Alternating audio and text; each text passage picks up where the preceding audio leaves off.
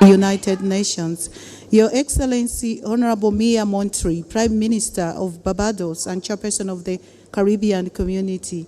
Your Excellency, Dr. Adesina Akinomi, President of the African Development Bank. Excellencies, First Ladies, Honorable Ministers here present. Your Excellency, Dr. Monique Sazabagana, Deputy Chairperson of the African Union Commission. Your Excellencies, Commissioners of the African Union Commission. Your Excellency Abdul Hassam Jacob Aziz, Deputy Secretary General of the League of Arab States. Your Excellencies, Ambassadors here present. Heads of African Union organs and regional economic communities and mechanisms.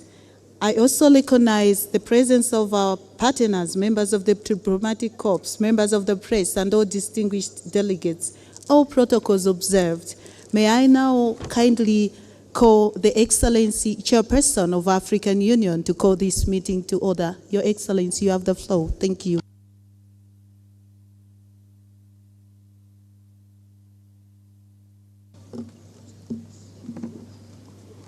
Excellence, Dr. Abiy Ahmed. Excellency, Honorable Prime Minister Abiy Ahmed, our host. Excellencies, Heads of State and Government, dear colleagues. Excellency Moussa Faki Mahmoud, Chairperson of the African Union Commission.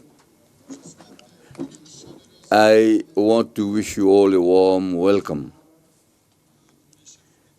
to all the heads of state and government and the high representatives of member states, and to all our distinguished invited guests. I want to express our appreciation for being present, and I'm happy to declare open the 38th Ordinary Session of the Assembly of the African Union. And to begin with, ladies and gentlemen, I want to request you to stand up for a minute of silence in memory of the passing away of a great freedom fighter,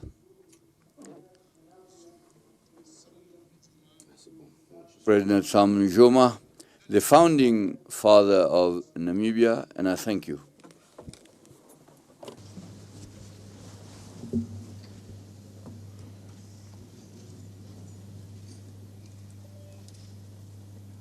Merci. Thank you.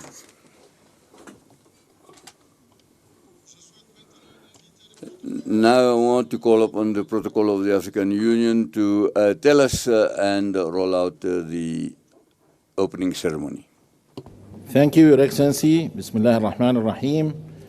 Excellencies, ladies and gentlemen, may I humbly call all of you to rise for the African Union anthem.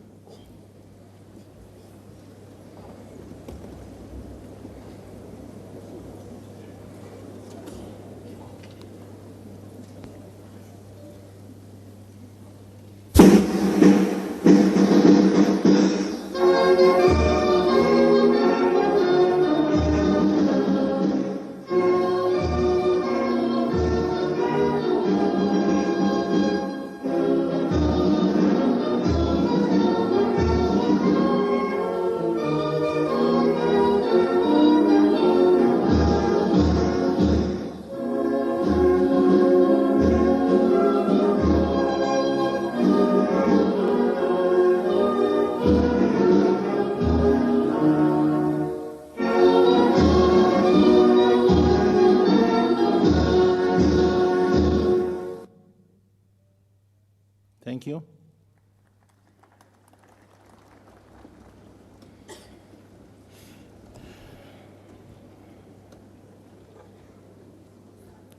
Your Excellency Mohammed Wil Sheikh Al Ghazwani, President of the Islamic Republic of Mauritania and Chairperson of the African Union.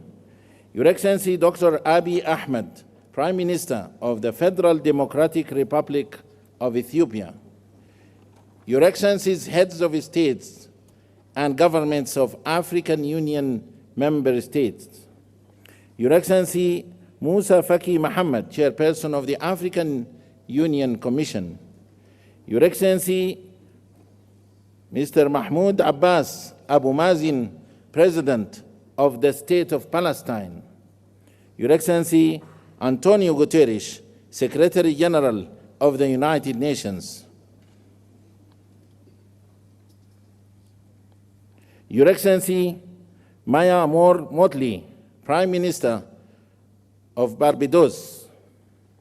Your Excellencies, distinguished former presidents here present, Honorable First Ladies here present, Your Excellencies, Honorable Ministers, Your Excellency Dr. Monique Nzanza Baganwa, the Deputy Chairperson of the African Union Commission, Excellencies, Commissioners, and all the leadership of the Commission, Excellencies, Ambassadors, members of the Permanent Representatives Committee, Your Excellency Mina Wamakela, Secretary General of the African Continental Free Trade Area, AFCFTA, Your Excellency Madame Nardos Bekele Thomas, Chief Executive Officer of the African Union Development Agency, AUDA-NIPAD, Your Excellency Dr. Jan Kaseya, Director General of the Africa CDC, Your Excellency Ambassador Marie-Antoinette Roscatre, Chief Executive Officer of the African Peer Review Mechanism, APRM, Your Excellency Dr.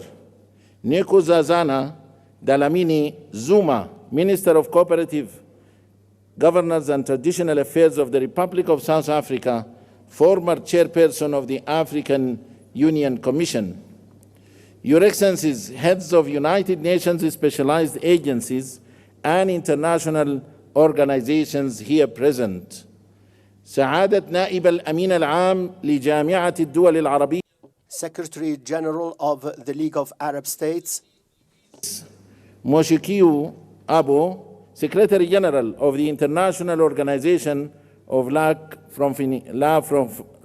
Francophonie, Your Excellency Dr. Warkena Jibihu, Executive Secretary of the Intergovernmental Authority on Development, IGAD, Your Excellencies, Heads of COMISA, ECOWAS, SINSAT, EAC, ECAS, SADC, and UMMA, Your Excellency Dr. Akinwumi Adesina, President of the African Development Bank Group, a strong believer of the African development and prosperity, Your Excellencies Dr. Benedict Oki Orama, President of the Afri-Exim Bank, Your Excellency Dr. Sidi Wildeta, President of the Arab Bank for Economic Development in Africa, BADIA, معالي الشيخ شخبوط نهيان آل نهيان وزير الدولة بدولة الإمارات العربية المتحدة, Excellencies, to the African Union, and Excellencies, representatives of our partners to the African Union, all protocol observed, members of the press, a very good morning to you all. It gives me immense honor and pleasure to welcome you all to the opening ceremony of the 38th Ordinary Session of the AU Assembly of Heads of States and Governments, being held today at the Nelson Mandela Hall, the African Union headquarters in Addis Ababa, the capital of Africa. Addis Ababa, a vibrant city that has been at the heart of the Pan-African diplomacy and multilateralism, stands as a symbol of Africa's unity and progress. As a host nation of the African Union, Ethiopia plays a crucial role in fostering continental dialogue and advancing African integration. Your Excellencies, ladies and gentlemen, the 38th Ordinary Session of the Assembly of Heads of States and Governments of the African Union holds significant importance as it will oversee the elections of the chairperson and the deputy chairperson of the African Union Commission. Over the past years, the African Union has made remarkable progress in conflict resolution, mediation, and peacekeeping efforts, contributing to greater stability across the continent.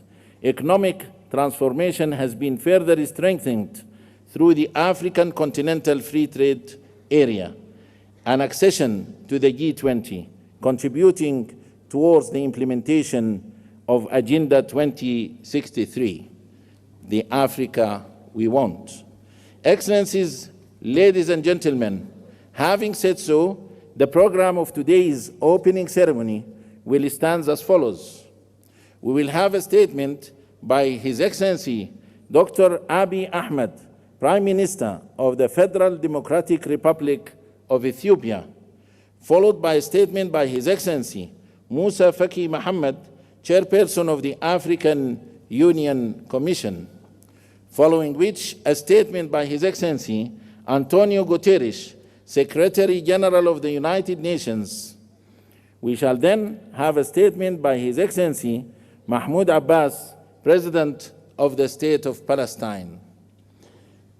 Then His Excellency Mahmoud will Sheikh Al-Ghazwani, President of the Islamic Republic of Mauritania and Chairperson of the African Union, will make his opening remarks. Immediately after that, we will call the Dean of African Ambassadors in Ethiopia to introduce the new Bureau, members of the African Union Assembly, following which we shall have the handover ceremony for the chairperson of the African Union. Then we will go to the launch of the African Union theme of the year, Justice for Africans and People of African Descent through Reparations. Without any further ado, I have the great honor and privilege to invite His Excellency Dr. Abiy Ahmed, Prime Minister of the Federal Democratic Republic of Ethiopia, to deliver his statement. Your Excellency, the floor is yours. Your Excellency.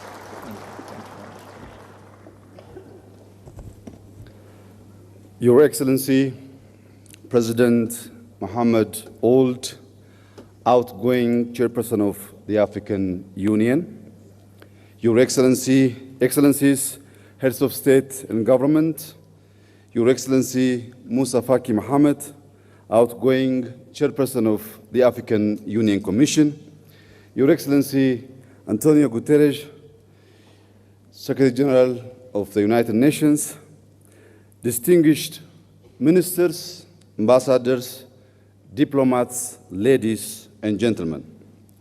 Welcome to Ethiopia, the cradle of Pan-Africanism and a proud champion of African unity and freedom.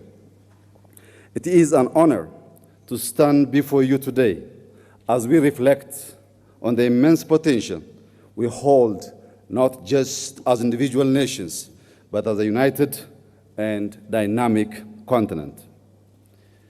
In a world marked by rapid change and multiple challenges, we find ourselves at a crossroads of uncertainty and opportunity.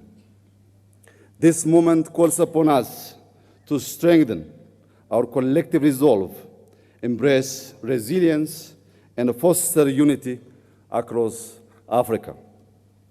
The theme for this year's assembly calls on us to heal the scars of historical injustice and overcome lingering trauma that has long hindered our progress. The demand for reparations is not about charity or financial aid. It is a call for justice. It seeks to restore the dignity of millions and heal the deep scars of poverty, inequality, and discrimination. It demands an end to the systematic exploitation of our wealth, resources, and opportunities. It also calls for a transformative process that acknowledges past harms and takes bold steps to right the wrongs caused upon us, upon society across the continent. Thank you. Thank you. Most importantly, the call for reparations requires not just words, but concrete actions to affirm the equal worth of every human being. Prosperity, we must rise above the geopolitical tensions and the historical divisions imposed upon us by colonial borders. By fostering solidarity among all of our nations and embracing a shared destiny, we can pool our resources and talents to unlock our continent's full potential. Africa's cultural, ethnic, and linguistic diversity is a source of pride and strength upon which we must build inclusive governance and equitable development. Conflict resolution, diplomacy, and peace building must remain at the heart of our efforts. By championing African solutions to African challenges, we can secure lasting peace and stability. Let us celebrate our achievements in politics, science, economics, and arts.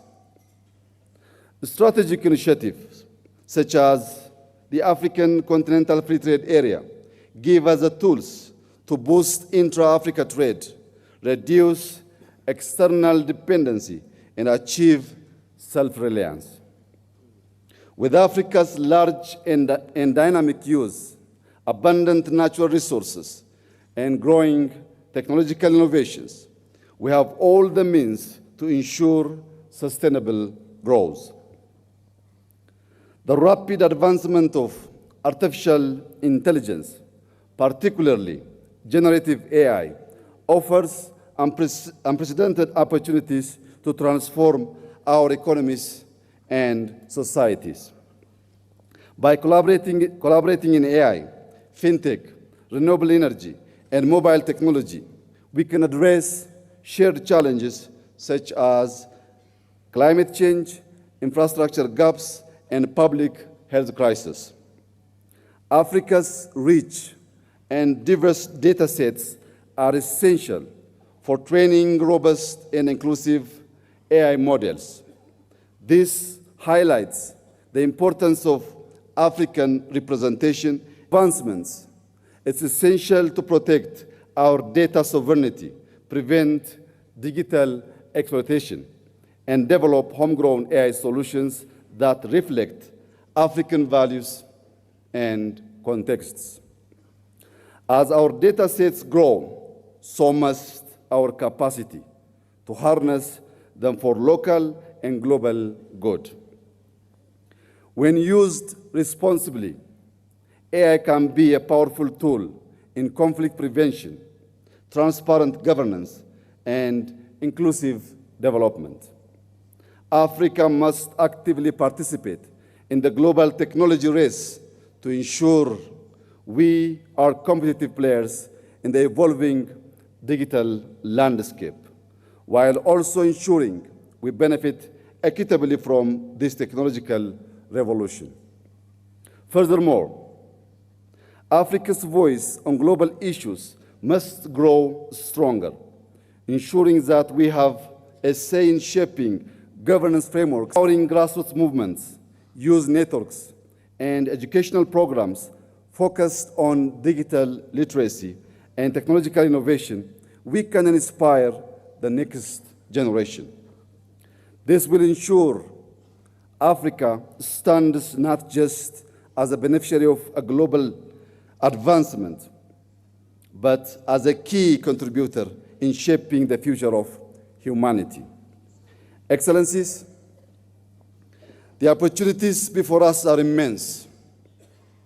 Ethiopia is determined to prosper, guided by a vision of vibrant democracy, sustainable economic growth, rich cultural heritage, social progress, and a deep commitment to environmental regeneration. To realize this goal, we have laid out a pragmatic roadmap rooted in the transformative principles of Madamar that promotes prosperity, unity, sovereignty, security, and national dignity. At its core, Madamar encourages social and economic advancement, celebrates diversity, and nurtures a spirit of community grounded in Ethiopia's rich culture, spirituality, and values. Reflecting on the progress of the past 5 years and building on the vision of Madamar, Ethiopia has made remarkable strides. Despite inheriting a nation deeply divided along ethnic lines, burdened by substantial debt, and facing numerous internal challenges, we have moved forward with determination. At the same time, we navigated a complex resilience and cooperation. We continue to move closer to the realization of our shared vision of prosperity. Our achievements speak for themselves. Allow me to share a few highlights, the diversity of our nation. To deepen these reforms and foster cohesion, reconciliation, and peace, we are undertaking a national dialogue. On the economic front, we have built a resilient and diverse economy. Over the past 5 years, we have doubled our cultivated land, increasing crop production to nearly 700 million quintals, with the wheat accounting for 40% of this total. These efforts have strengthened food security and driven rural development. Today, Ethiopia is the largest wheat producer in Africa.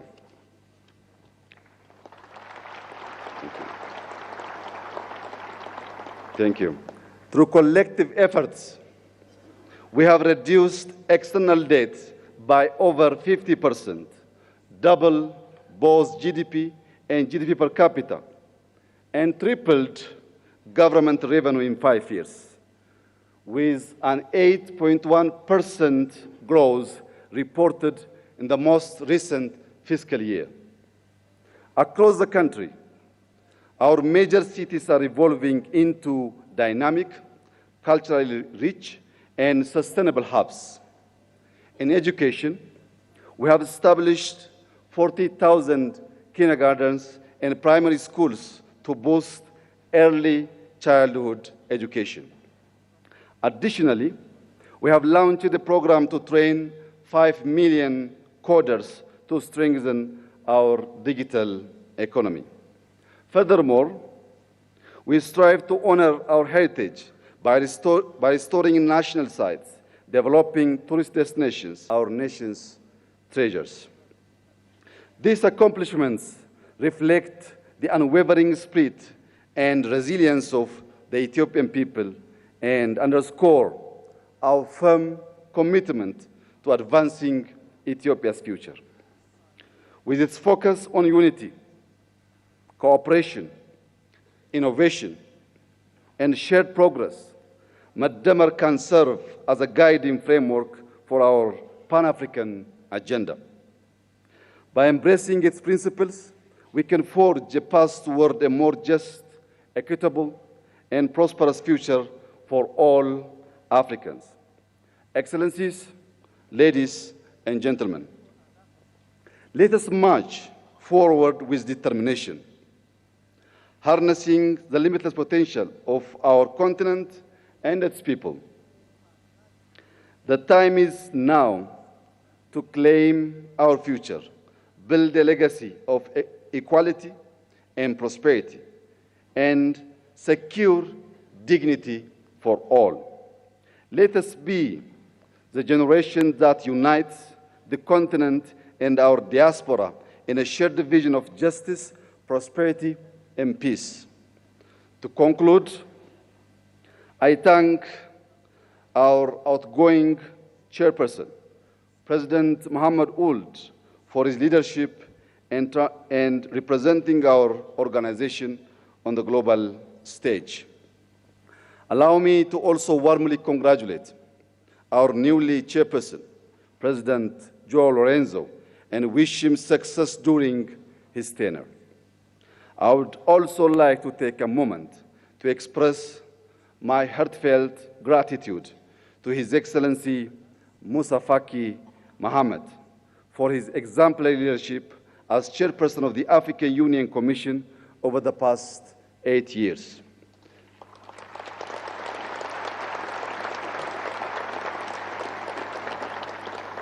Throughout his tenure, His Excellency Moussa Faki has shown unwavering commitment to Africa's development, peace, and integration, significantly strengthening the African Union's role in addressing the continent's challenge. I also extend my sincere thanks to him for being a steadfast friend of Ethiopia, supporting us not only during our times of success, but also in our moments of difficulty. Thank you, my brother.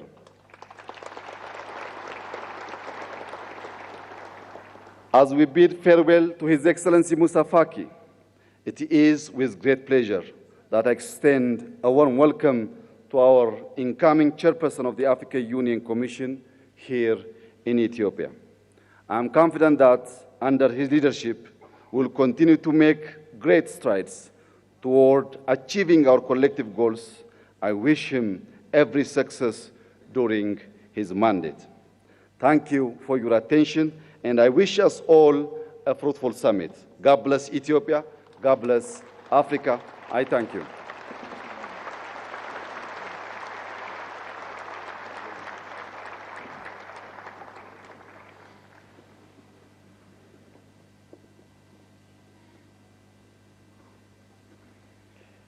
Thank you, Your Excellency, for your statement, and thank you for the generous hospitality extended to our Excellencies, heads of states and governments, as well as distinguished delegates. Thank you. And now allow me to invite with great honor and pleasure His Excellency Moussa Faki Mohammed, Chairperson of the African Union Commission, to deliver his statement. Your Excellency.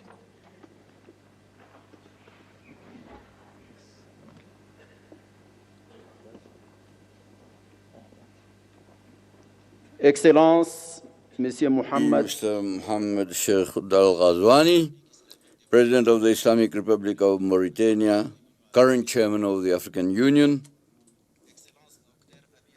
Excellency Honorable Prime Minister Abiy Ahmed, Prime Minister of the Republic of Ethiopia, Excellencies, Heads of State and Government and Heads of Delegation, Excellency Mr. Mahmoud Abbas, President of the State of Palestine, my friend, dear sister, that is the Prime Minister of Barbados, Excellency Mr. Antonio Guterres, the Secretary General of the United Nations, Honorable Ministers, Dr. Nkosazana Dlamini Zuma, former Chairperson of the African Union Commission, Madam Deputy Chairperson, Commissioners, Secretaries General, Executive Secretaries of the Regional Economic Communities and Regional Mechanisms, Chief Executives of the Specialized Institutions of the African Union, Heads of Diplomatic Mission,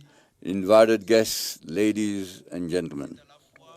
It is with both a great honor and a great pleasure that I'm addressing myself to you for the last time in my capacity as the chairperson of the African Union Commission. Since we are at the beginning of 2025, I want to present to you, Excellencies, to your families and your peoples, on behalf of the African Union, my best wishes for health, prosperity, and success.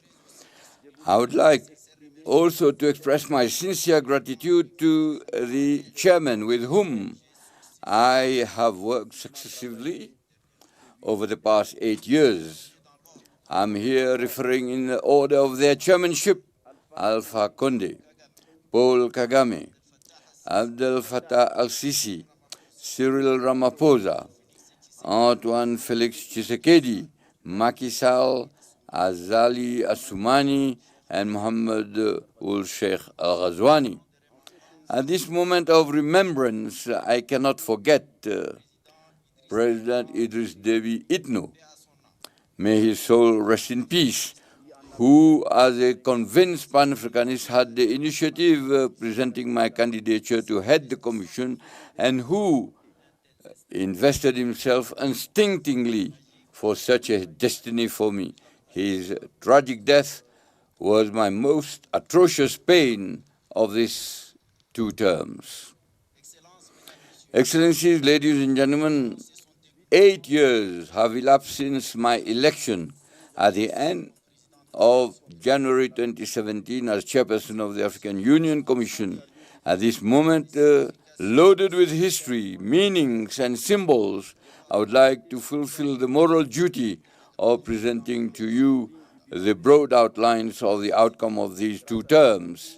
Thanks to this journey, I have deeply imbued myself with both what makes the greatness and the influence of our continent, of our continental organization, as well as the various constraints and limitations that have hindered the rhythm of our pace.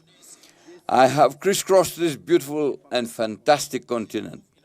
I feel deeply proud, having visited at least once all the 55 member states of our union. The opportunity that this moment affords is historical and unique. I will try to fulfill the dual obligation of reporting and also raising some questions about some issues, being well aware that we must not absolutely abuse of your precious time. A consolidated report of our achievements and an annual report have been distributed to you in accordance with our regulations. Mr. Chairman, Excellencies, ladies and gentlemen, the rapid and intense geopolitical upheavals that have characterized the international context during my 2 terms of office have both violent and destabilizing manifestations. The sudden deterioration of the health situation following the outbreak of COVID-19 was unfortunately accompanied by major shocks and profound economic and diplomatic turbulence. For Africa, this resulted in an increase in the debt burden, a decline in public and private investment flows, violence and the prevalence of some African conflicts, the collapse of Pan-Africanism and the chains of African solidarity, manifestations of the obsolescence of African institutions, external appetites in Africa, obvious deficiencies in governance and leadership in Africa and even in the world, and the crisis of multilateralism after the Second World War, and so on, and so on. The Russia-Ukraine war, which began in February 2022, further darkened this picture, announcing a global geopolitical reconfiguration. A split emerged that resurrected a form of bipolarity, which in political imaginations brings to mind the theoretically outdated reality of the Cold War. Deep uncertainties about the sustainability of peace and international cooperation have poisoned the minds, darkened the conscience, and reinforced the pessimism, selfishness, and mercantile pragmatism. The consequences of this war deeply affected Africa, which imported most of its cereal consumption and agricultural inputs from these 2 countries, that is Russia and Ukraine. The specter of food and health insecurity hung over many of our countries, many of which continue to suffer from their structural fragilities.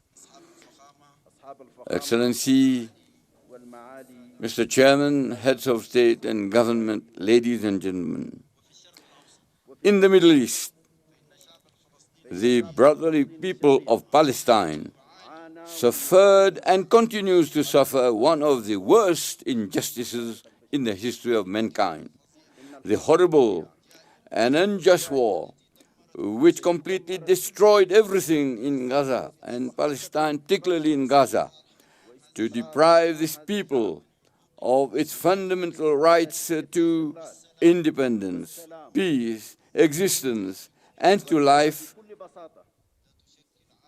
in an indescribable shame for the whole of mankind.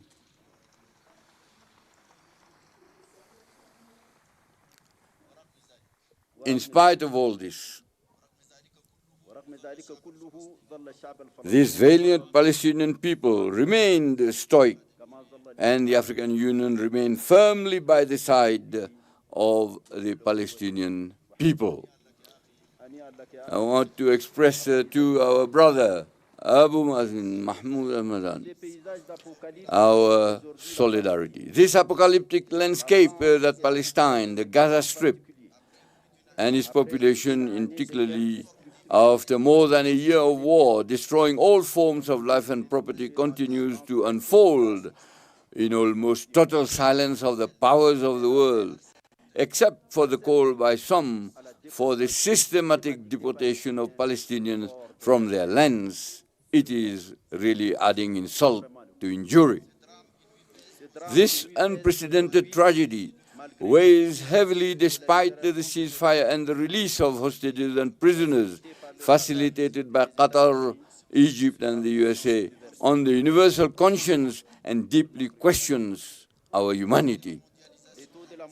The stronghold of increased, stifling, dehumanized globalization does not leave Africa outside the hegemonic struggles that are taking place far from its land.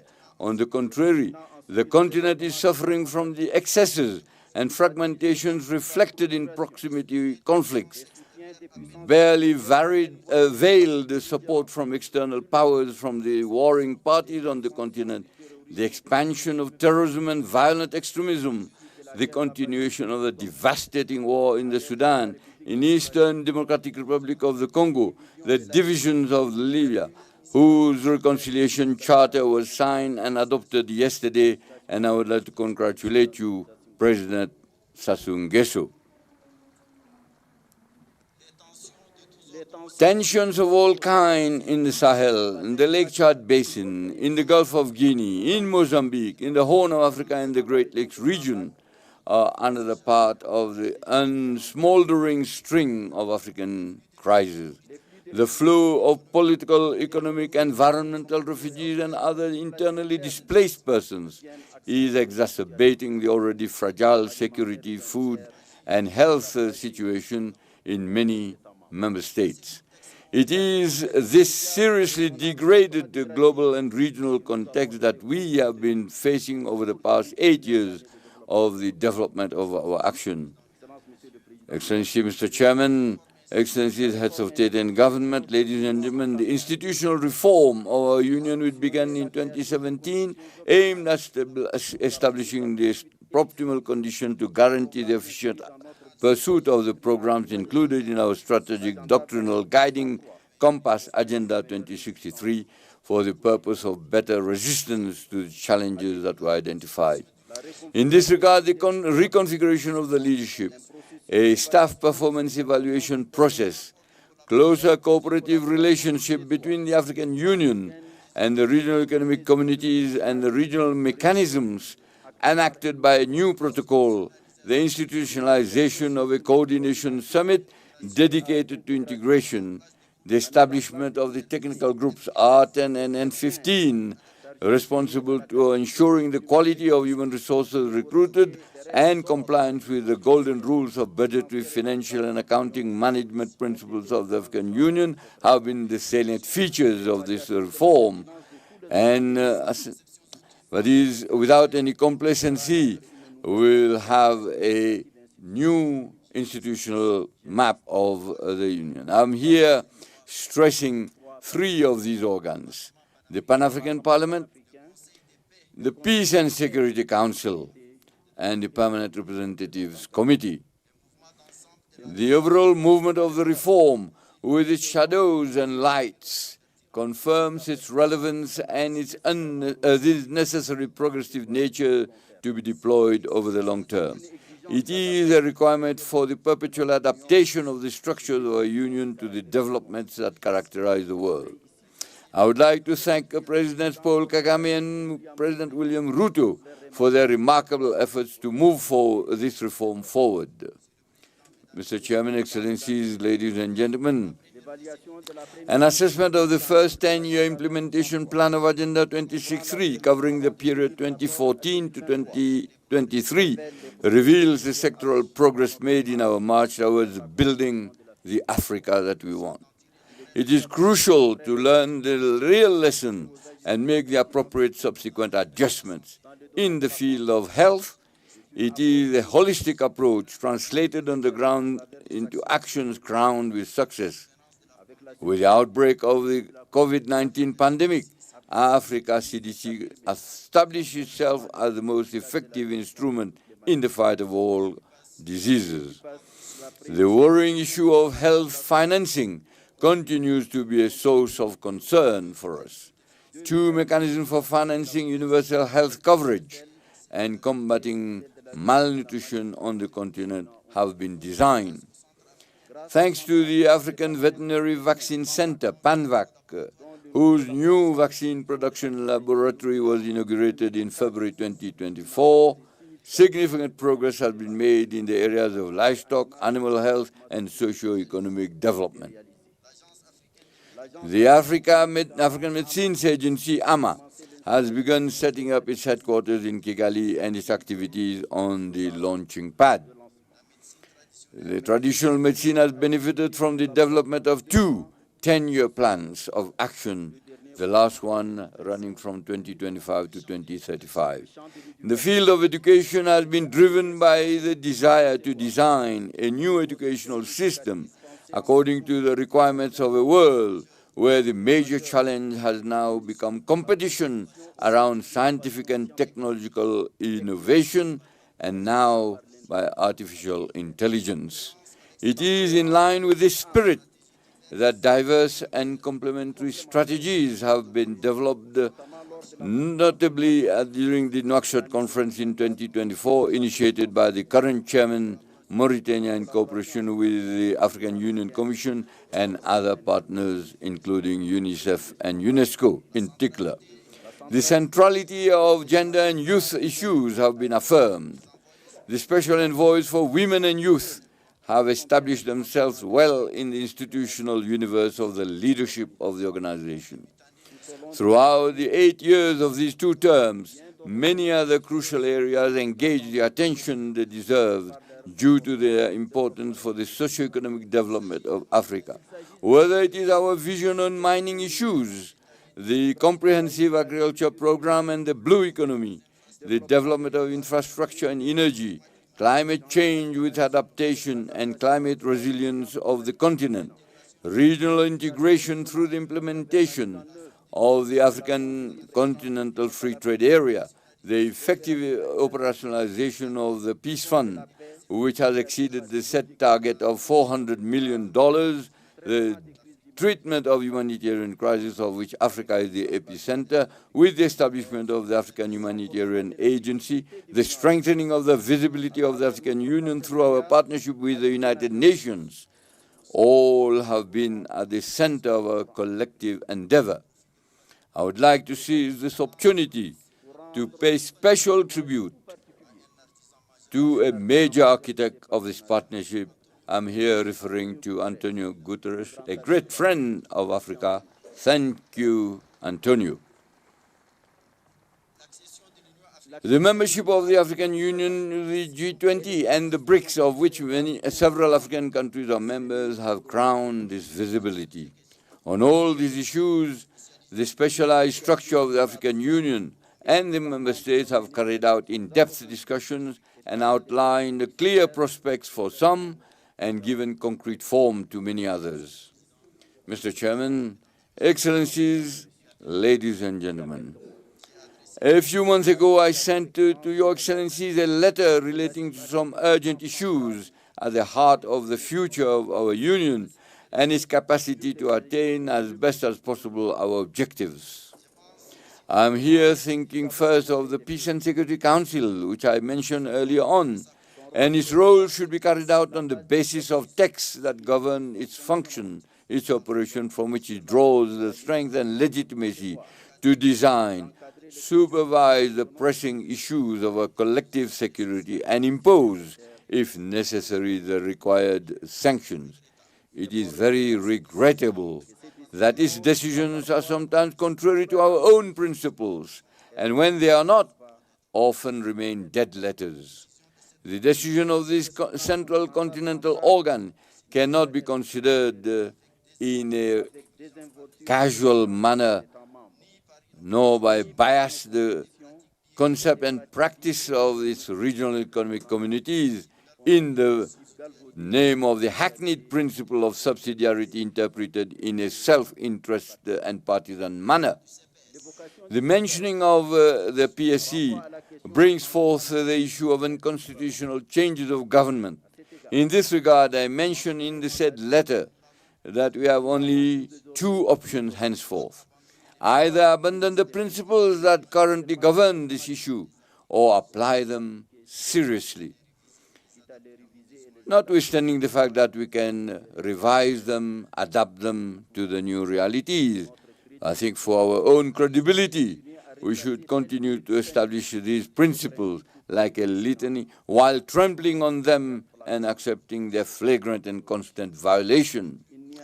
There is nothing that eats more into our credibility than such an attitude, which has recently led to a real distrust in the rules and principles and weakened integration in part of the continent.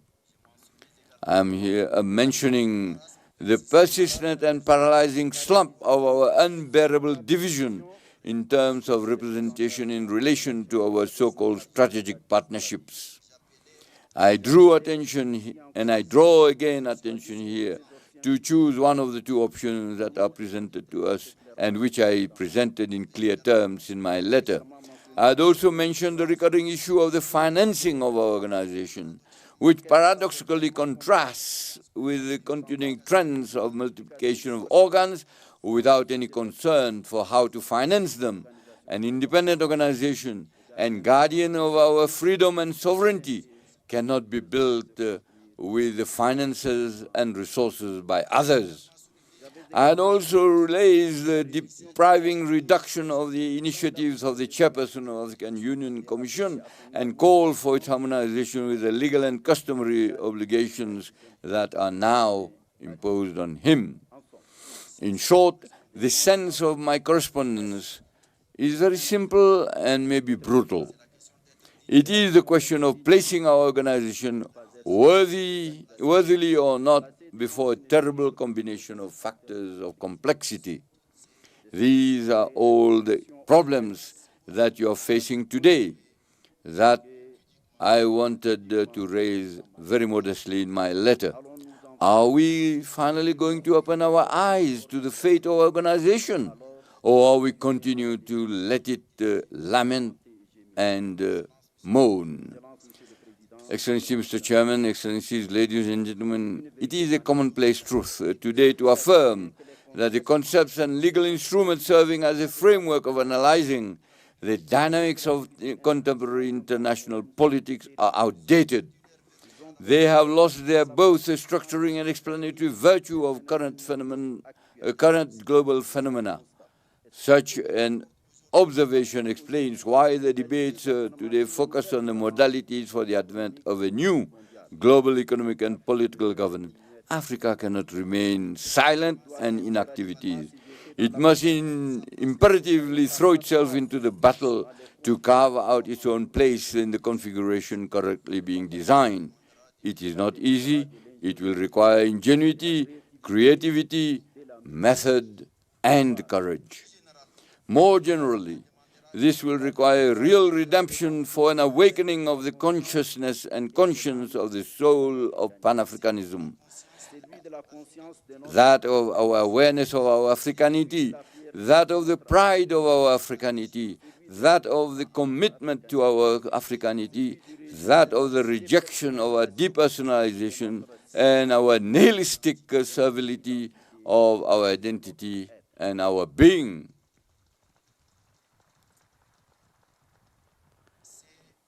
This is what African youth are calling for us to do. They are the majority in all our states and are becoming increasingly demanding. Their voices are resonating louder and louder thanks to the new forms of communication that amplify all expressions.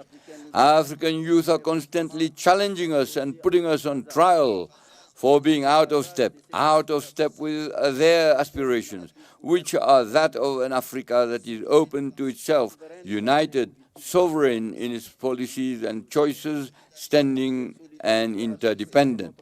This solidarity has always been our lifeline in the fight against colonialism and apartheid and the completion of our independence. We have just paid tribute to the memory of a great combatant, Sam Nujoma. This should bring something and click something in our minds. Our solidarity should galvanize our consciences, our wills and our intelligence to lead us to a more promising common destiny.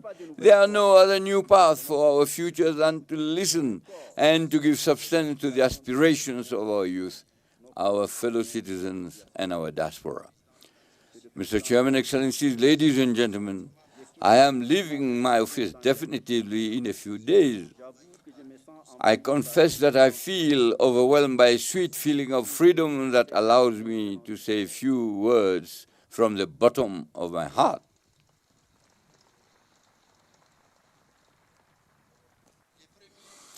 The first is a word of deep gratitude to Your Excellencies for the trust that you have placed in me by electing me for 2 successive terms as the chairperson of the African Union Commission.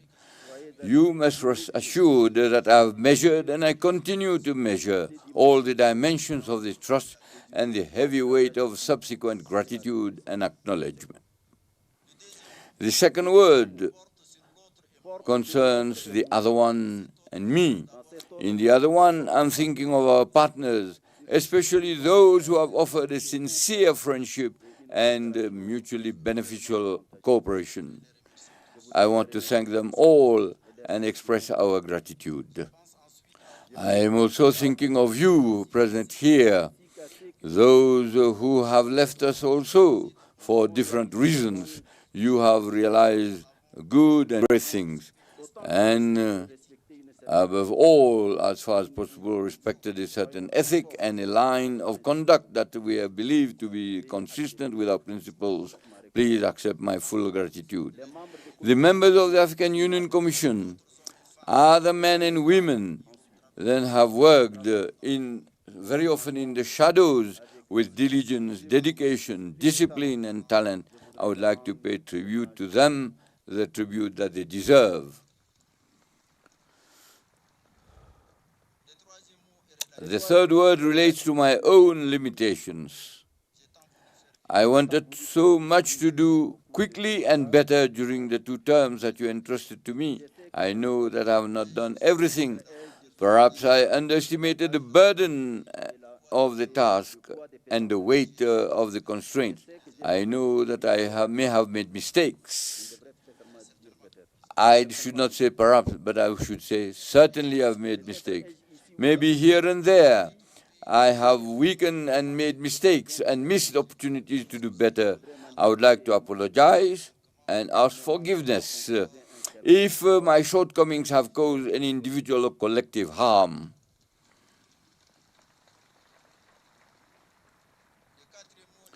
The fourth word relates to my feelings at the moment. I am happy to regain my freedom, but I know that we'll also have the nostalgia of the places, the women and men whom I have known, for the Ethiopian people, with their age-old civilization, To you, my brother, dear brother Abiy Ahmed, Amasaganalo.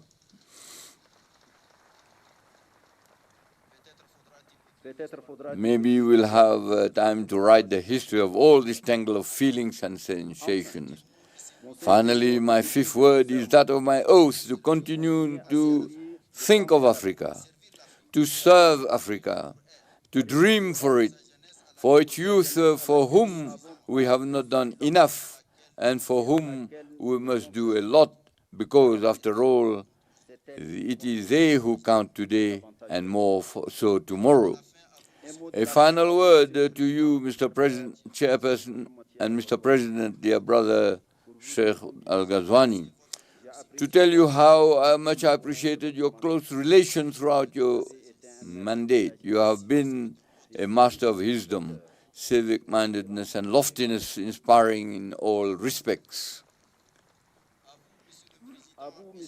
To you, Mr. President, and dear brother João Lourenço, and I would like to stress that the quiet strength that you symbolize reassures me about a chairmanship of seriousness and substance. May you both in particular, and all of us, have an active thought for the great prisoner of the Sahel, President Mohamed Bazoum, whose interminable detention is not justified. He must be released unconditionally. I wish full success to our summit. I wish full success to our next leadership. I thank you.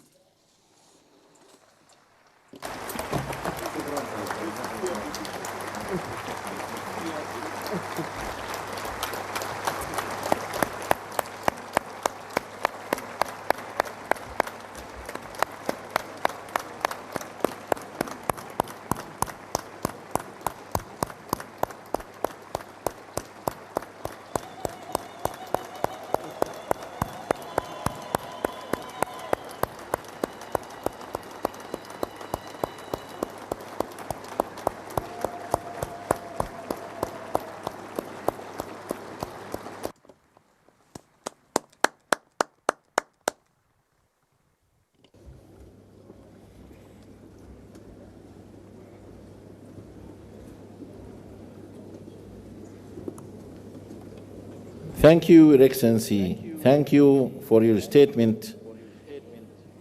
Thank you for your unwavering commitment. Thank you for dedication towards Africa's peace, development, and unity. Thank you very much.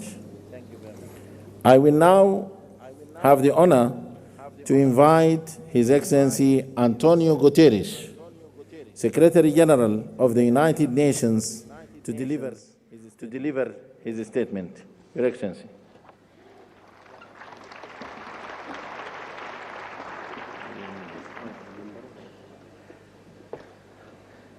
Monsieur le Président de l'Union africaine, Excellences, Excellencies, ladies and gentlemen, President Mohamed Ould Ghazouani, thank you for your leadership in the outstanding exercise of your mandate. Presidente João Lourenço, parabéns e aguardo com expectativa a oportunidade de trabalhar consigo as a new chair of the Union. I also want to give a very special expression of gratitude to the chairperson of the African Union Commission, Moussa Faki, for his 8 years of strong and permanent commitment to multilateralism and impeccable cooperation with the United Nations.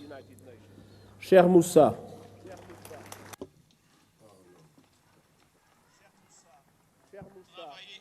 Dear Moussa, working with you was a privilege, a pleasure, and an honor. Excellencies, the partnership between the African Union and the United Nations has never been stronger. Together, we see an Africa booming with hope and possibility. You have a booming, enterprising population including the largest number of young people in the world.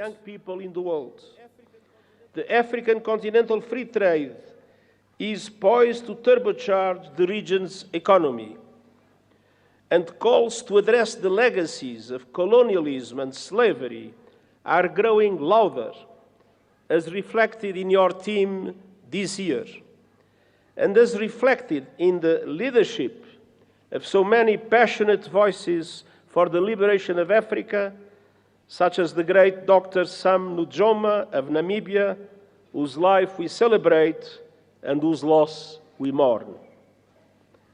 The world must never forget that Africa is the victim of two colossal and compounded injustices.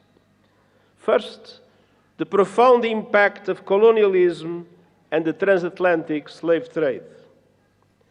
The roots stretch back centuries, and the bitter fruit continues to affect Africans and people of African descent to this day. Decolonization alone in itself was not a panacea.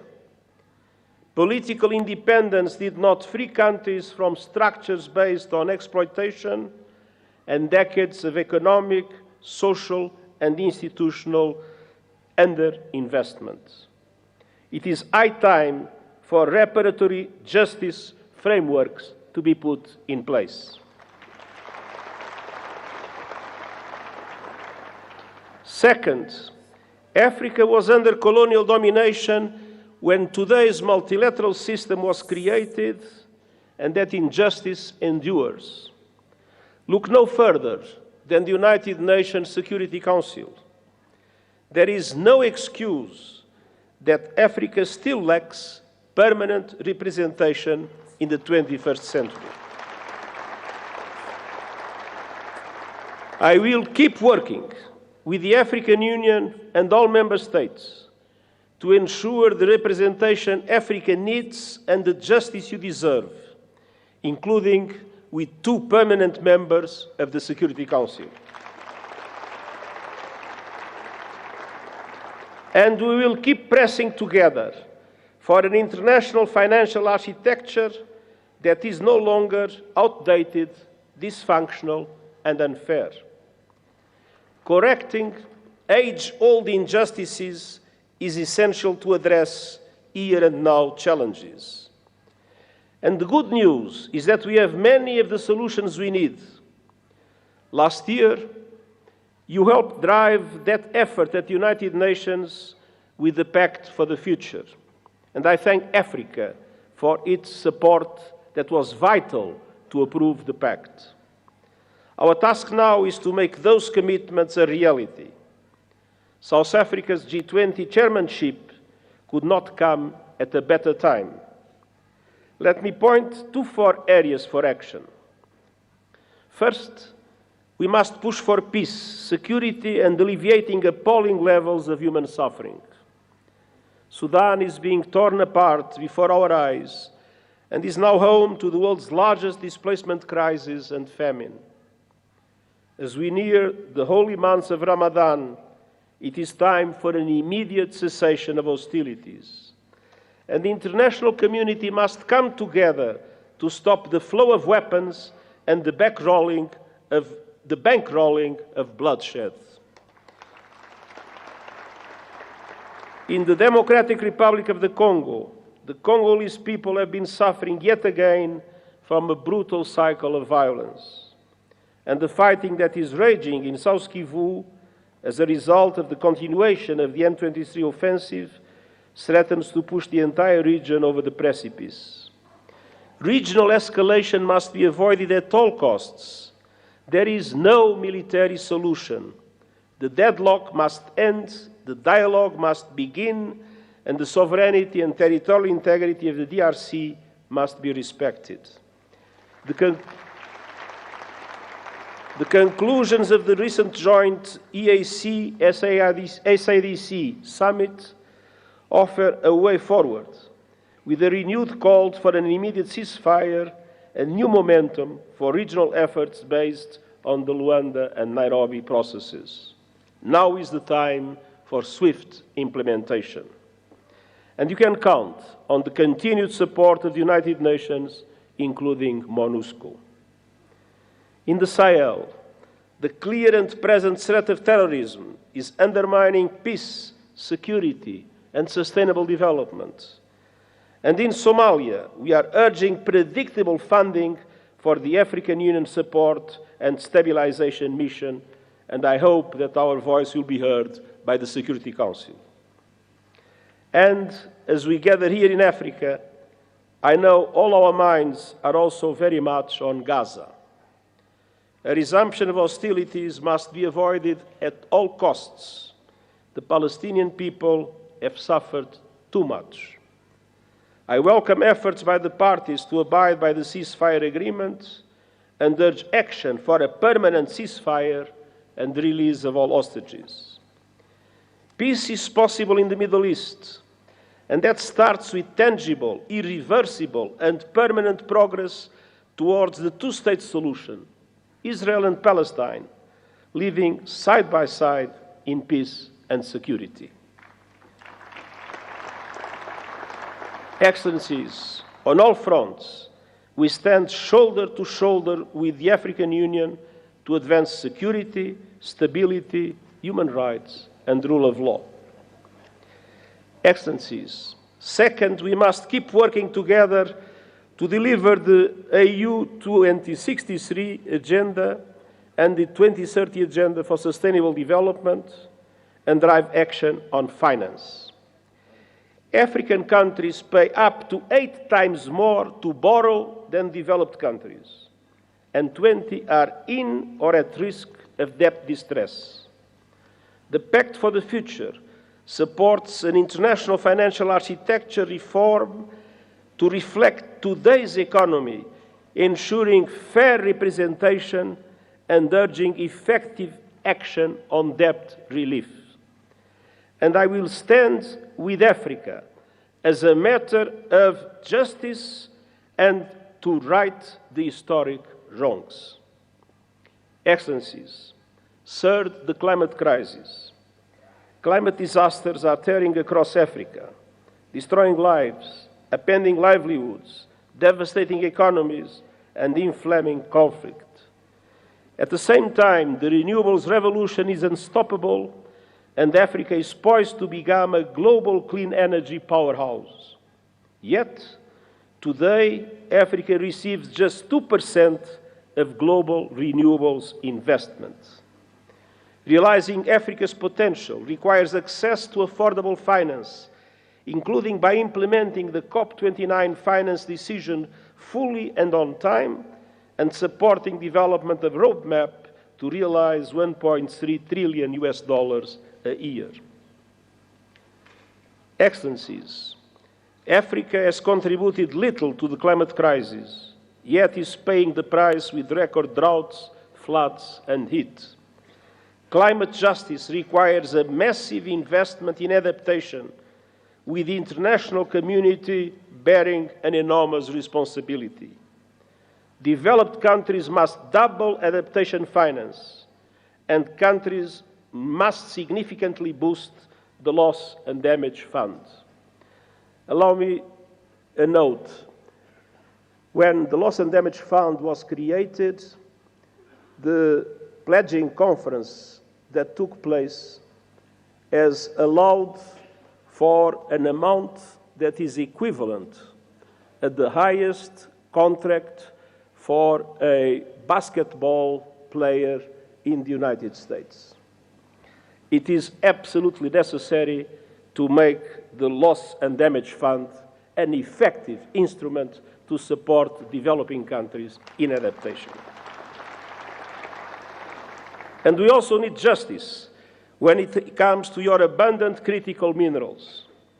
Too often, your countries are plundered, bound to the bottom of value chains as others grow rich on your resources. The work of the United Nations Panel on Critical Energy Transition Minerals is designed to help embed justice, sustainability, and human rights across the value chain. Africa's minerals must benefit Africa's people. Excellences, enfin, nous devons agir dans le domaine des nouvelles technologies, notamment l'intelligence artificielle. Almost two-thirds of all Africans have no reliable internet access. We have a historic responsibility to ensure AI benefits humanity, not just a privilege for few.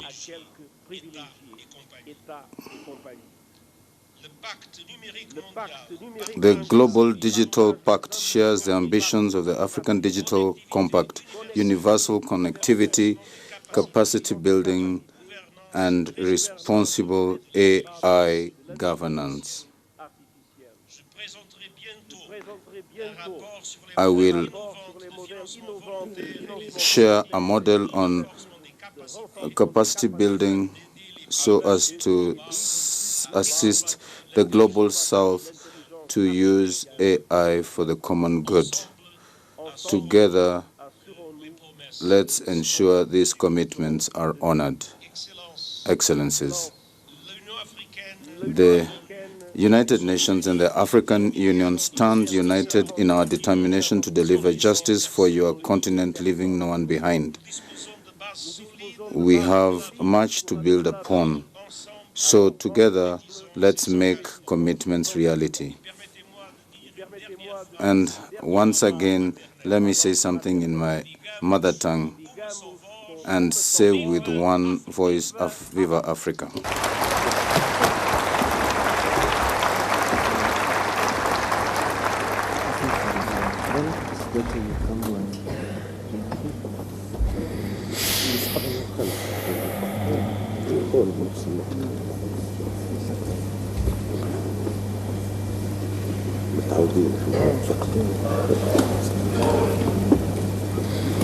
Thank you, Your Excellency, for your statement.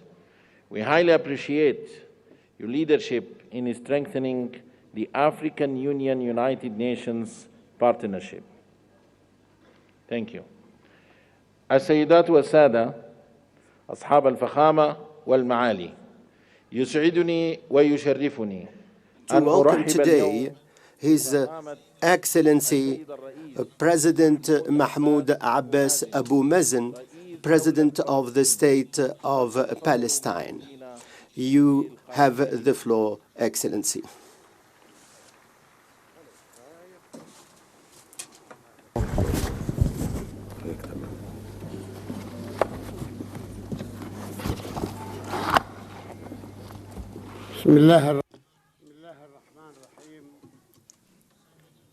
Excellency Mohammed Wild al-Ghazwani, President of the Republic of Mauritania and the Chairperson of the African Union. Excellency Prime Minister of Ethiopia, Mr. Abiy Ahmed, Excellency Moussa Faki, Chairperson of the African Union Commission, Excellency Mr. Antonio Guterres, Secretary General of the United Nations, Excellencies, ladies and gentlemen, good morning to all of you. At the outset, I wish to extend our congratulations to Excellency President João Lourenço, President of the Republic of Angola, for becoming the chairperson of the African Union for the year 2025. We wish him full success. We extend our thanks to His Excellency President Mohammed Wild al-Ghazwani for his chairmanship of the previous session of the African Union. I'm very happy to meet once again with you and on behalf of the Palestinian people, who have a great deal of esteem to the people and the leaders of African states. We are proud of our friendship with them. They have always provided to us faithful support to our just struggle for freedom and independence, heads of state and delegation. At the time when we are working with countries in the world and international organizations to consolidate the ceasefire and provide more humanitarian assistance, and at a time when the state of Palestine is fulfilling its mission in the Gaza Strip to assist the refugees and to go back to their areas and to provide the living conditions for our people, and to, as we are preparing for the reconstruction, we hear calls for deporting our people from their lands and affecting the sovereignty of other countries. These calls are meant to distract the world from the war crimes and the genocide and the destruction in Gaza, in addition to the crimes of colonization and the settlers grab land and annexation, in addition to attacks against holy shrines in the occupied territories and Jerusalem. These are carried out by the forces of occupation and the gangs of settlers. The aim is to destroy the possibility of a two-state solution for the Palestinian cause. Today, more than 2,300,000 people live in Gaza, including 1,500,000 refugees, 1,500,000 refugees who were forced to leave their country in 1948. They suffered from more than 50 massacres by the terrorist Zionist gangs. The only place they can go back to is their cities and villages from which they were expelled during the Nakba. In implementation of UN Resolution 194, which calls for the return of Palestinian refugees to the cities and the villages from which they were deported, and that they would be compensated for the harm they suffered. We reaffirm our complete rejection for all the calls aimed at deporting the Palestinian people from its land. This will keep the region in the cycle of violence instead of going to peace creation. It is an illusion for people to believe that they can have a new century agreement or to deport our people by occupying our land. In this regard, we hail the positions of the countries that rejected the calls for deporting our people from their land and stood by our side to defend their rights. We highly hail the position of the African Union and its member states in this regard. The Israeli colonial practices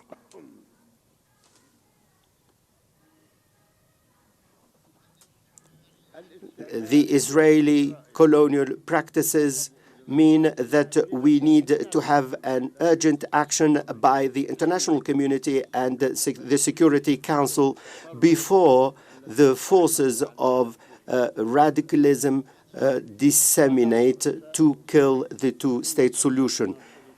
Heads of state and delegation, the Palestinian cause is the cause of a people seeking freedom and independence.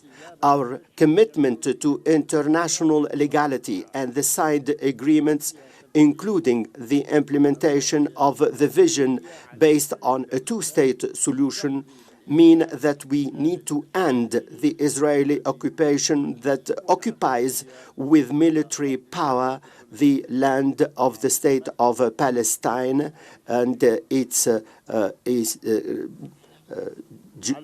Al-Quds, the eastern part of Al-Quds. There is the UN Resolution 338, also UN Resolution 242, and the Arab Peace Initiative, whose aim is to enable the people of the region to live in peace and security. All of this in implementation of the consultative opinion of the International Court of Justice, which has stipulated the illegality of occupation and that it should be ended in 12 months. This was decided by the International Court of Justice. There's also the decision by the UN General Assembly and the call for a conference that will take place in Geneva next month. I call upon the AU member states on this occasion to participate in this important conference.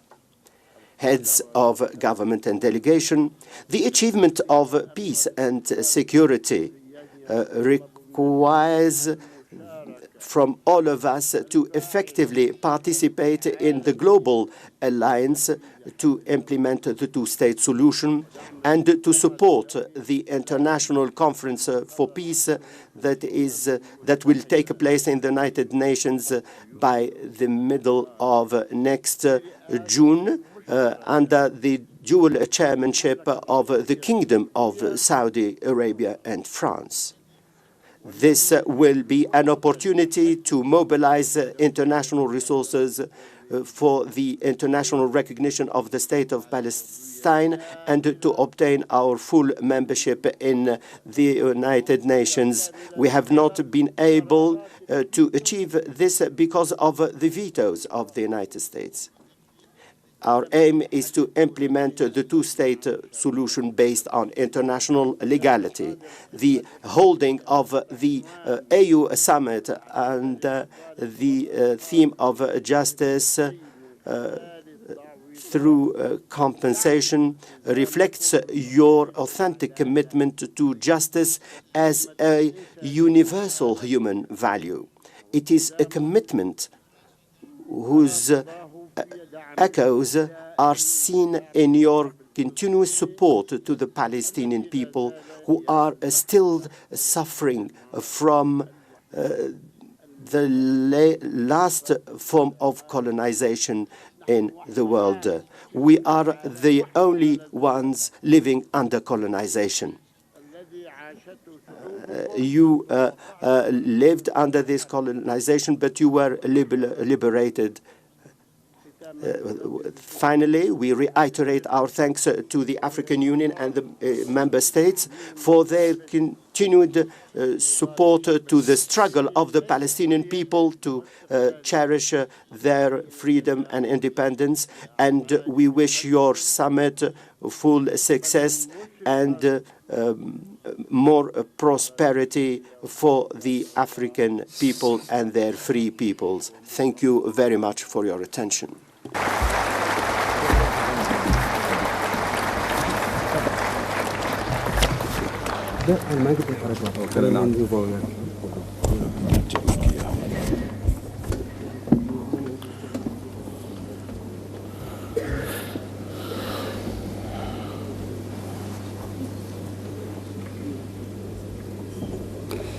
Thank you, President of the State of Palestine, Abu Mazen, for your statement. Your participation Mr. President confirms the continued support of the African Union to the Palestinian cause, support in full support. I now have the honor to invite His Excellency, Mohammed Sheikh Al-Ghazwani, President of the Islamic Republic of Mauritania and Chairperson of the African Union, to deliver his opening remarks.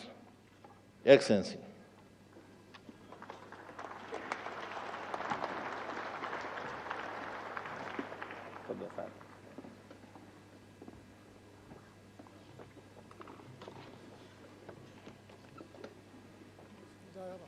بسم الله الرحمن الرحيم والصلاة والسلام على سيدنا أصحاب الفخامة. Excellencies, heads of state and government, Excellency Abiy Ahmed, Prime Minister of the Federal Republic of Ethiopia, Excellency Moussa Faki Mohammed, Chairperson of the African Union Commission, Excellency Antonio Guterres, Secretary General of the United Nations, Excellency Mahmoud Abbas, President of the State of Palestine, Mrs. Mia Mutli, heads of government and delegation, Excellencies, Ministers, Excellencies, Ambassadors, dear guests. At the outset, I wish to extend my thanks to the government and the people of Ethiopia for the efforts made to hold this summit. We thank them for the support and the hospitality accorded to us in this beautiful city of Addis Ababa, which saw the establishment of our organization as inspired by the founding fathers, to have an Africa that is peaceful and united. I'm very happy to reiterate my thanks to my brothers, the presidents of the member states of the African Union, for the honor bestowed in me for chairing this organization. I thank them for their continued support throughout my mandate. I also extend my thanks to the presidents of countries and who are with us to attend this. Thank you, Excellencies, heads of government. My chairmanship of the African Union has taken place at an international period that is highly sensitive. This also coincided by our adoption of the second decade plan within the framework of Agenda 2063. It represents a plan for development for member states and the regional economic communities and the various organs of the African Union. By adopting this decade plan, we can see our solid commitment to meet the aspirations of our peoples, to have the Africa that we all want, in spite of the obstacles and in spite of all the challenges. And these challenges are tremendous.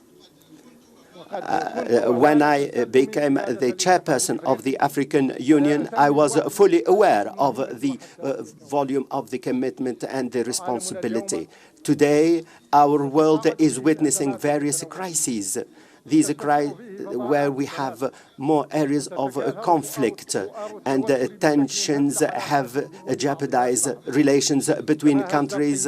They have also jeopardized the values on which the world system has been established since the Second World War. after a particular period of the development of international organizations and our belief in a more just world, the references went back and hopes collapsed. And now there is a revision of the international system in a way and that the contours are not clear. For a number of years, unfortunately, bloodshed continues. Many people found themselves in difficult humanitarian situations. The world has witnessed a level of violence unprecedented since the Second World War. Palestine is what Palestine is facing is a good example of this. This global situation is made more complex and complicated by the wars in Africa.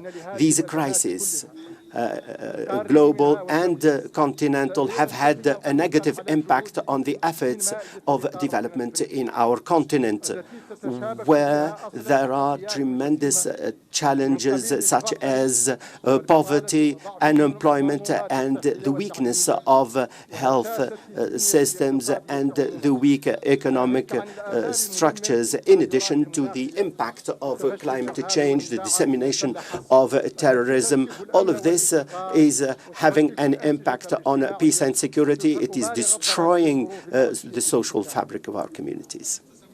In my previous speech, I committed myself to work on these challenges, and I worked during my term on respecting the rules and regulations of the African Union. All of this in full harmony with the AU Commission and the regional economic communities and the regional organs. Our aim was to consolidate the efforts of peace and to reach peace on the basis of dialogue by supporting the valuable efforts made by Excellency Ngasso, President Ngasso, at the head of the African High-Level Committee on Libya. I also continued work with President Paul Kagame and President Tshisekedi to deal with the situation in eastern DRC. In 2024, Mauritania hosted the third meeting to consolidate the peace initiative in Sudan. We also met General Al-Burhan on the 13th and the 14th of January 2025, and the aim was to end the hostilities in Sudan and to protect its peoples and territories. In spite of the efforts made by the Union and the regional economic communities and the member states, the establishment of comprehensive peace in our continent remains to be achieved. Therefore, I call for the implementation of the decisions made by the Malabo decisions in 2022 on the basis of the work of the PSC. And this can be done at 4 levels: harmonization, financial sustainability. All of this will meet the ongoing security challenges. All of this will enable us the possibility to explore more effective solutions to achieve peace and security. We need to identify the appropriate mechanisms that should enable us to settle the challenges of peace and security. In this context, we need the efforts of each one of us as part of a collective effort in order to meet these challenges. Excellencies, ladies and gentlemen, We gave a great deal of attention to the agenda of development during our term. We endeavored to mobilize resources by organizing or participating in a number of meetings. We organized with His Excellency Samuel Ruto in the Nairobi summit to support the resource mobilization. We consolidated this with our work with President Hassan Ouattara on the occasion of the economic summit held in Abidjan. This represented a landmark in resource mobilization for our organization. The efforts of support have led to renewing the mobilization of resources. We also participated in the work of the mobilize more resources from Korea for the benefit of development. The volume reached for Africa from $5.5 billion to $10 billion, in addition to $14 billion to finance exports for countries investing in our continent, in addition to the 4th edition of the China-Africa Summit at the level of the heads of state. China declared to devote $50 billion to boost development in our continent. In addition to the efforts made for resource mobilization, we endeavored during our participation in the 7th meeting in Italy and the BRICS meeting in Russia in October.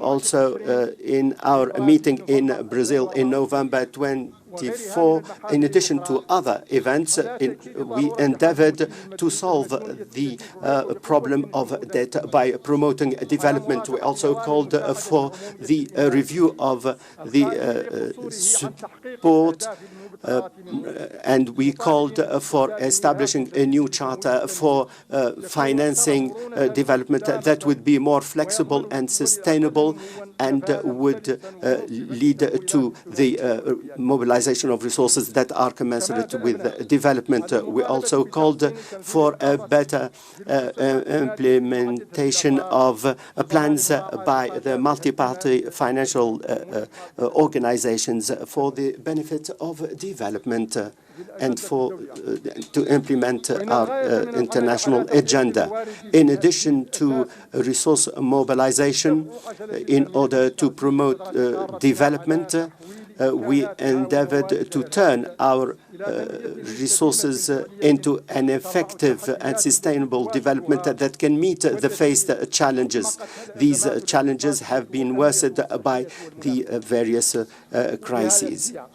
In this context, and in line with what was indicated, we called for a more flexibility to enable people to access education. In line with the theme for last year, we had this meeting in Mauritania in collaboration with the African Union, a continental meeting on education and employment of youth. This meeting was held in Nouakchott. The aim was to integrate youth and employment and to youth represent the majority of the people, and these youths face the dangers of violence, radicalization, and illegal migration. I call upon the summit to adopt the Nouakchott Declaration because it calls for a sustainable education to support peace and security and to create jobs and to reduce unemployment and precarity. African youths need an effective educational and training system.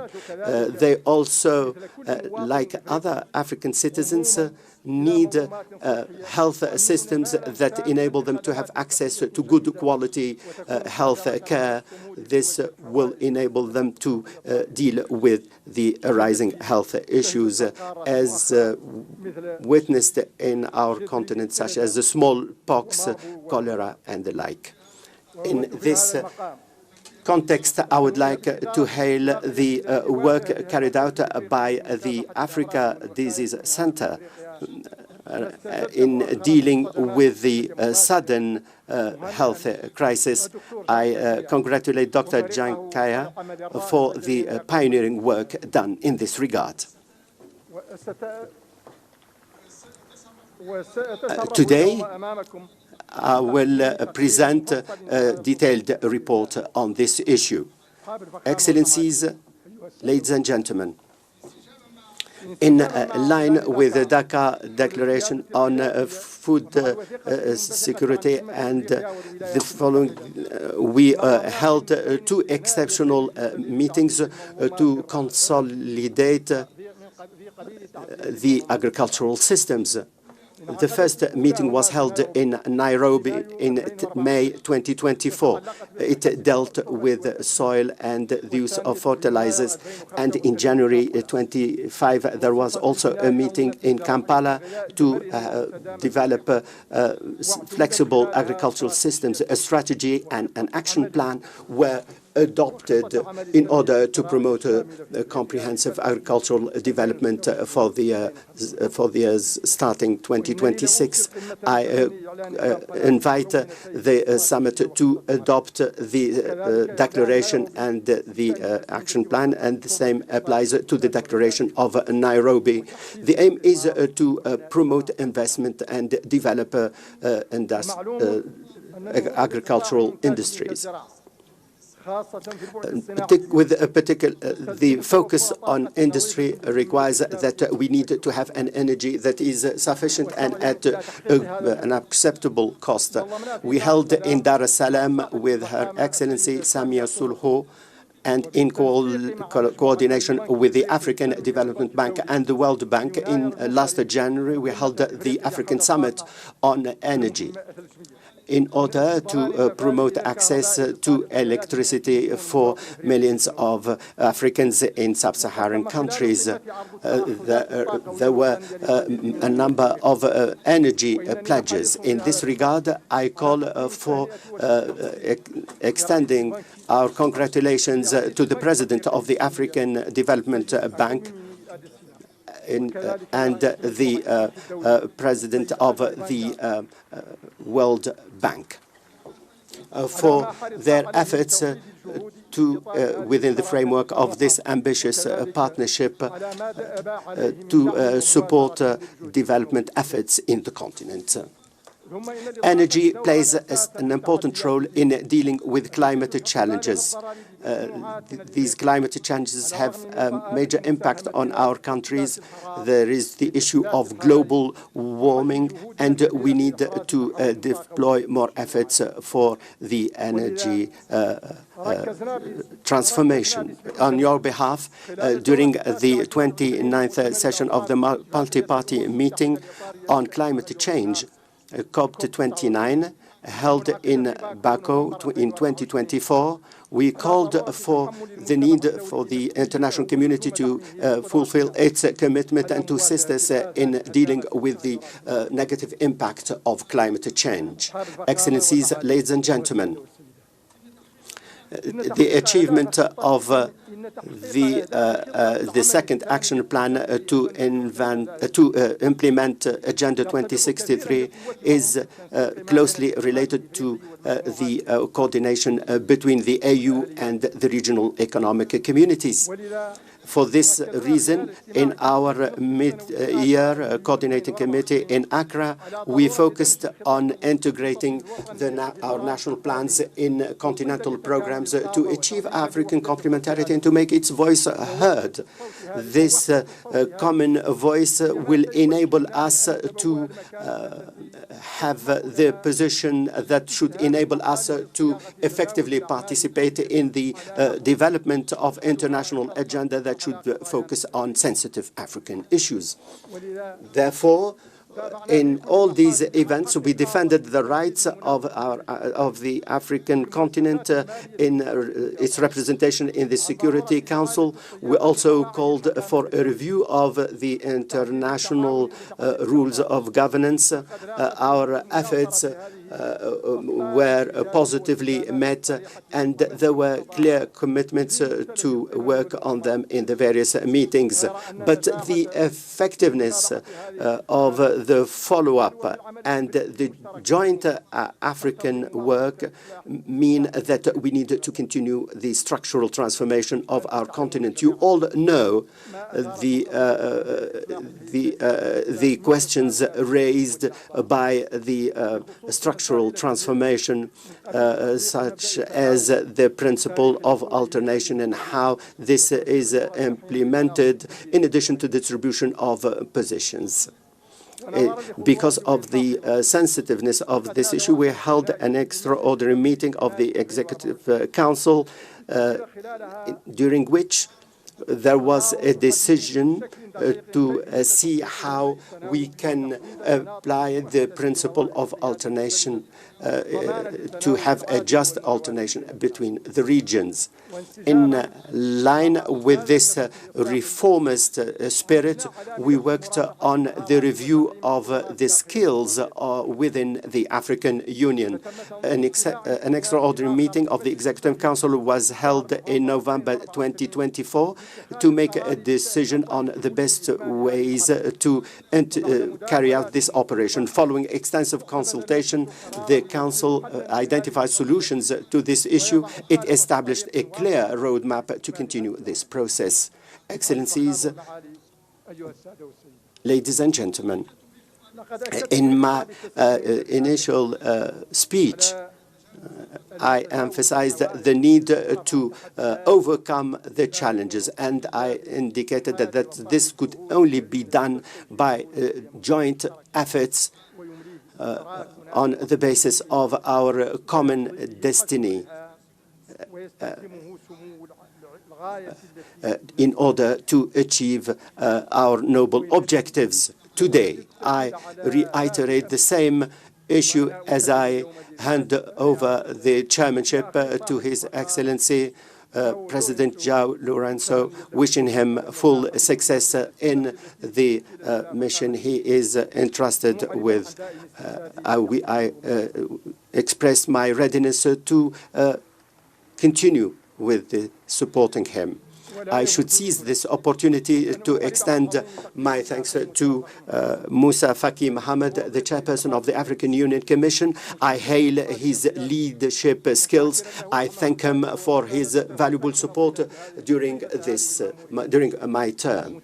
I extend my thanks to the members of the African Union Commission and the various organs of the organization. I'm very proud for being able to serve my African continent and to be its voice in international meetings. I end my term fully convinced of the capacity of our continent to achieve the objectives of Agenda 2063. I'm more determined to work more effectively in this regard. I reiterate my congratulations to President João Lourenço. I wish him full success. I wish our summit full success. Long live the African Union. Long live Africa, independent and prosperous. I thank you very much for your attention.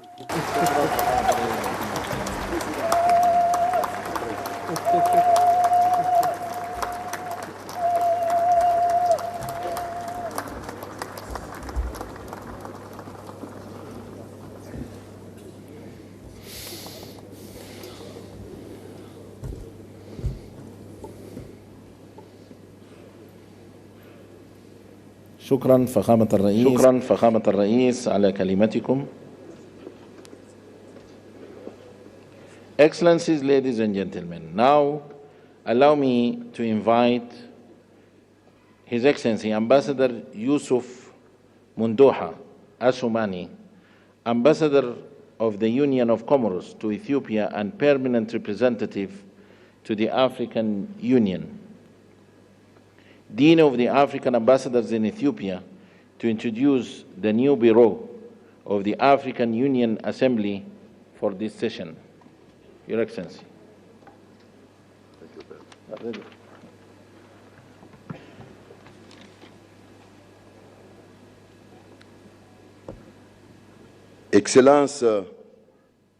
Excellencies, Ahmed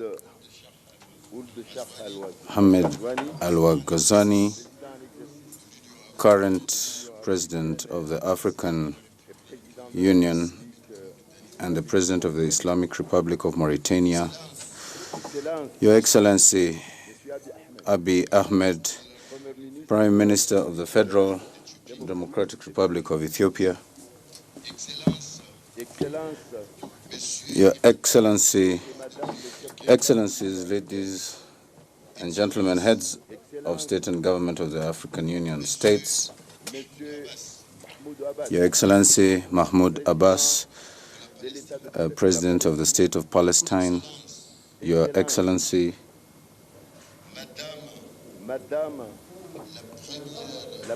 the Vice President of Barbados, Prime Minister of Barbados, Your Excellency Antonio Guterres, the Secretary General of the United Nations, Your Excellency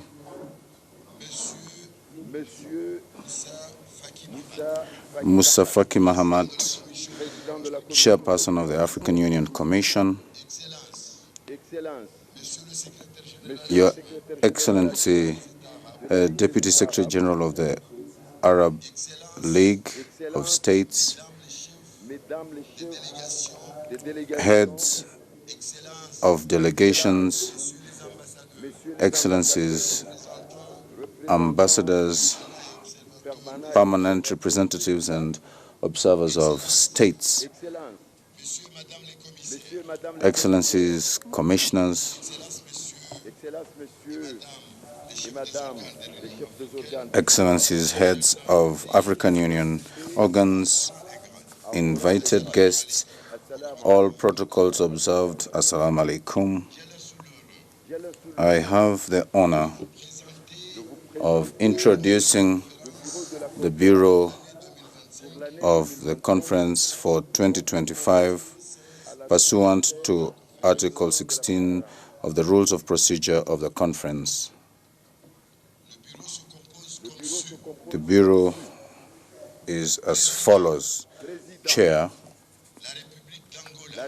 the Republic of Angola, Southern Region. First Vice Chair, the Republic of Burundi, Central Region. Second Vice Chair, the Republic of Ghana, Western Region. Third Vice Chair, Jamhuri ya Muungano wa Tanzania, Eastern Region. Apologies. Rapporteur, the Islamic Republic of Mauritania, Northern Region, which is submitted for your approval. Thank you, Excellencies. Thank you, Your Excellency. Thank you, Your Excellency, and congratulations for the new elected Bureau. I have the honor now to invite Excellency Mohammed Sheikh Al-Ghazwani, President of the Islamic Republic of Mauritania, to deliver his handover speech. Your Excellency, please.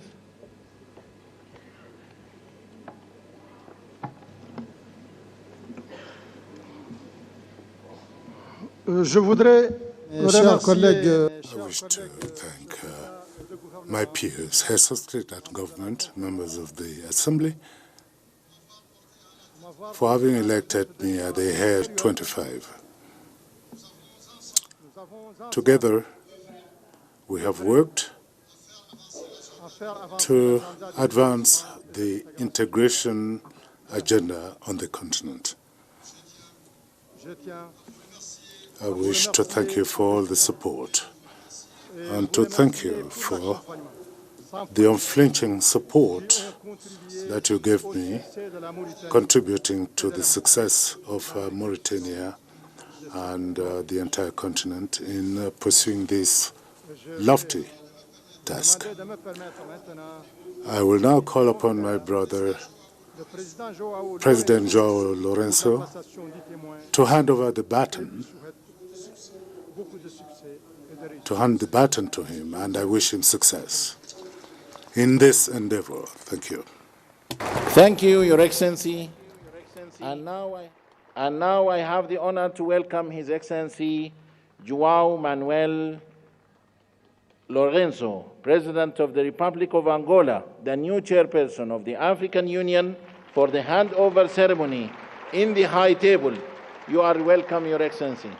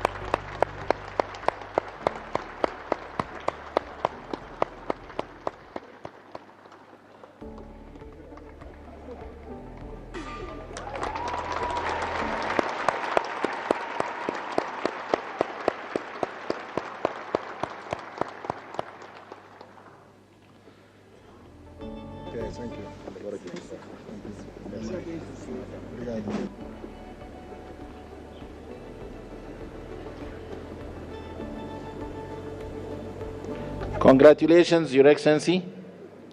Allow me now to call His Excellency João Manuel Lourenço, President of the Republic of Angola, Chairperson of the African Union, to deliver his acceptance speech. Your Excellency.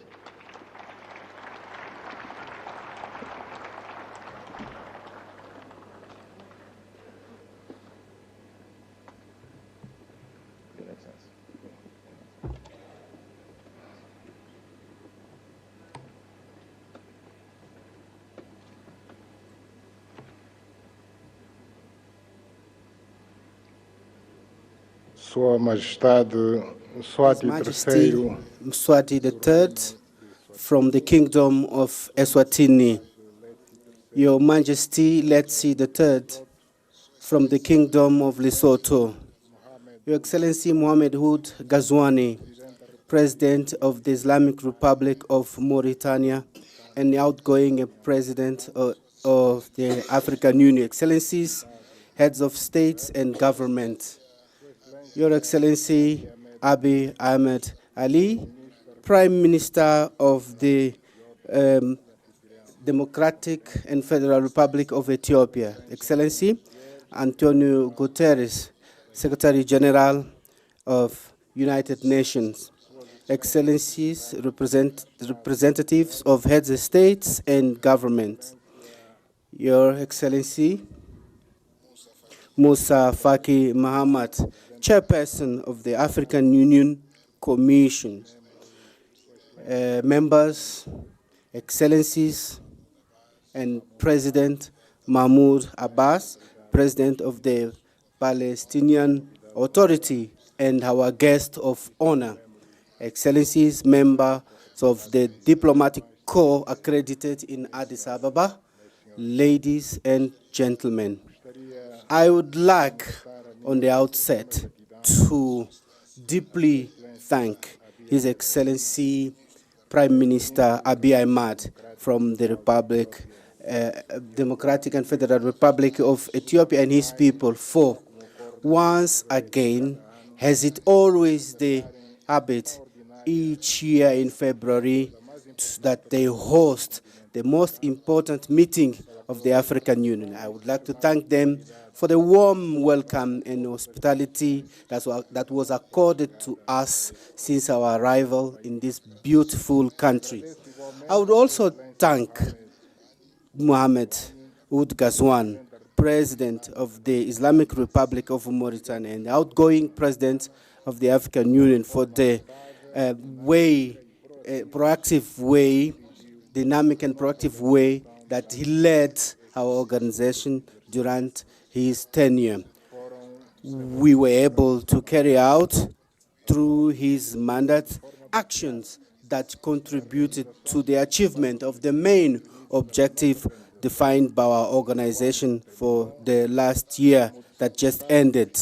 And we also built educative systems that are strong to allow quality education for African citizens, taking into account the better performance of our continent at the global stage, taking into account the objectives of the Agenda 2063 of the African Union and Agenda 2030 of the United Nations. Excellencies, you are leaving us a great legacy. It's upon us now to continue to work and capitalize on your work that you living for us. And I count on your support and experience, as well as the support of all the other African countries, so that Angola can also undertake a presidency that will be at the level of our expectations, and that we can also add our efforts for the achievement of the development goals of our countries, together with the achievement of Agenda 2063 in all our efforts in building the Africa that we want. My thanks are also addressed to all the African countries, but most especially Southern region, for the trust entrusted to us in order to lead in 2025 the African Union, at a time when our continent is faced with major challenges related to peace and security, which are a blockage to many initiatives and actions that we want to undertake for the development of our nations. As you all know, it is the first time that Angola is assuming this major responsibility of leading the destiny of our continent in the coming 12 months. But we are going to look attentively to the problems of Africa, and we are going to contribute with our experience to finding solutions to peace and security, and for the implementation by member states of our economic policies, social policies, to promote progress and development of our continent. This is very important for us, the fact that we are assuming the chairship of the African Union in 2025. At the time, we are also celebrating 50 years of our independence, national independence.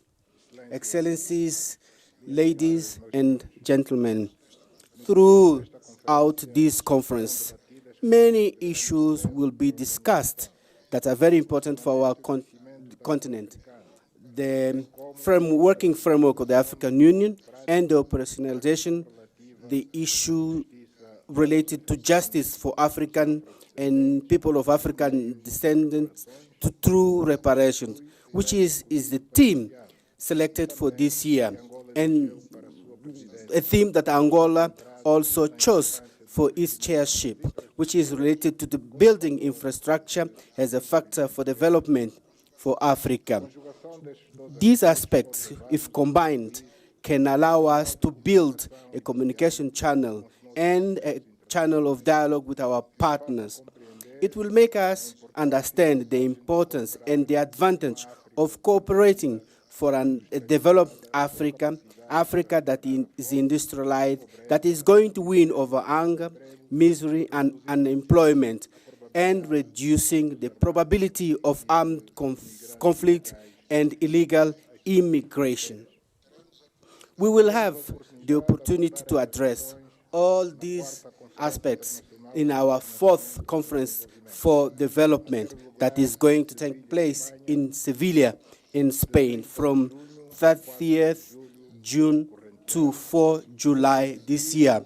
And we believe this is a historical opportunity to redefine the rules of financing based on economic justice and inclusion, taking into account the commitments from previous conferences that were not fulfilled, especially the Monterey Consensus, Doha Declaration, and Addis Ababa Declaration. The 4th Sevilla Conference is going to address the challenges that we are faced in the funding for development and promoting the adoption of innovative solutions and more effective solutions, such as fiscal justice, debt relief, climate funding, reforms in financial and global institutions, and social inclusion. These are going to deserve our attention so that we can adopt a common position that can ensure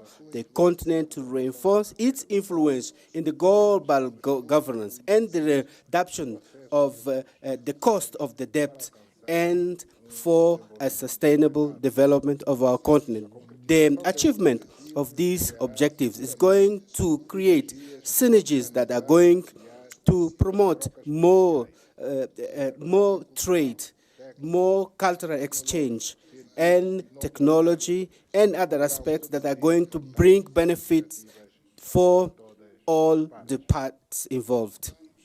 We believe that in the objective that we aim for our countries, we include issues that are for priorities, especially in fundamental infrastructures, railways, roads, airports, and ports,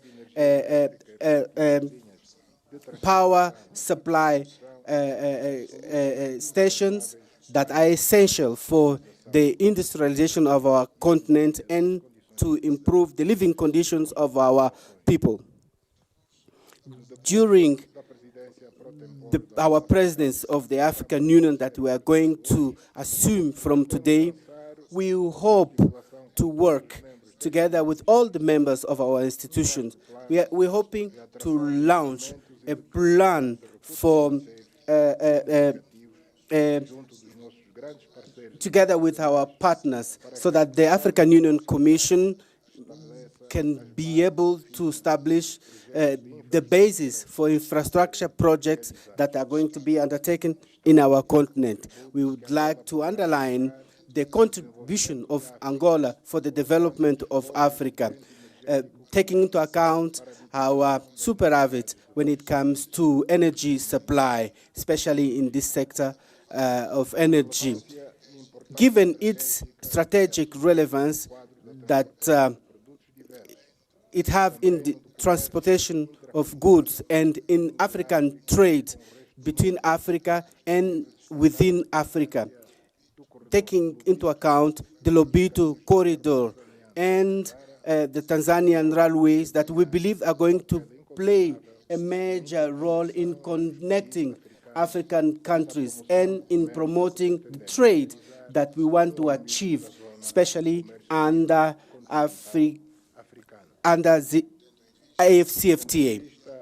Taking into account what I've just said, I believe that we should come up with a well-defined strategy in order to yield the benefits. I believe that by integrating G20, it's essential in ensuring that Africa plays an active role in global decisions.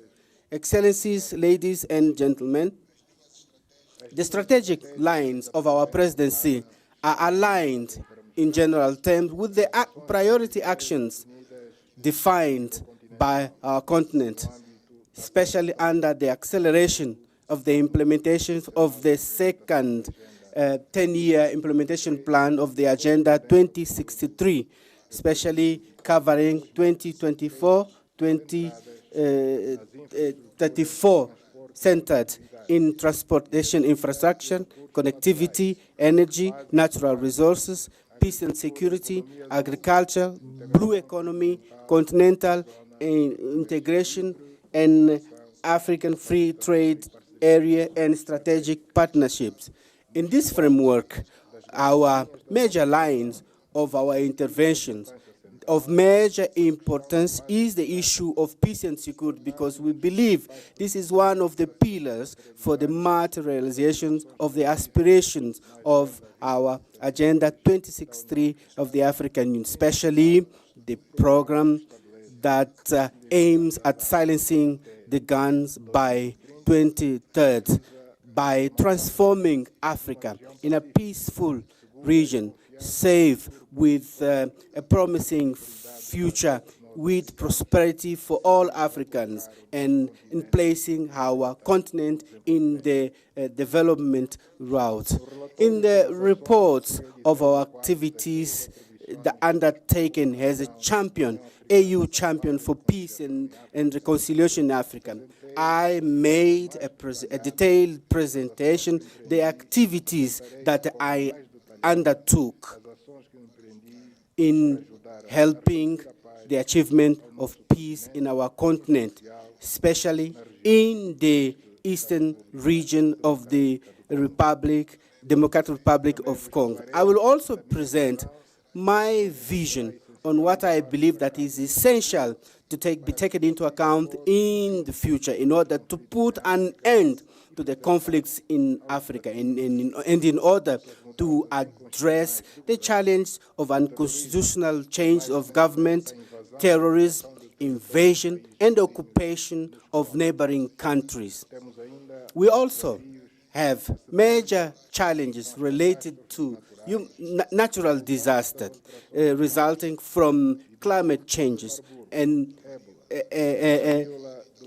Marburg, cholera, and other diseases that are affecting us, and call on us to unite our efforts in order to find collective solutions for their elimination. In this perspective, I believe that it's essential that the third conference on the oceans that is going to take place in France is an opportunity for us to address the main concerns of this topic and that are affecting our continent. With more than 30 coastal countries, our continent will have to protect maritime ecosystems and promote blue economy and undertake more actions against illegal fish, maritime pollution, and against climate changes, which are major challenges that we have to face together permanently. I would like to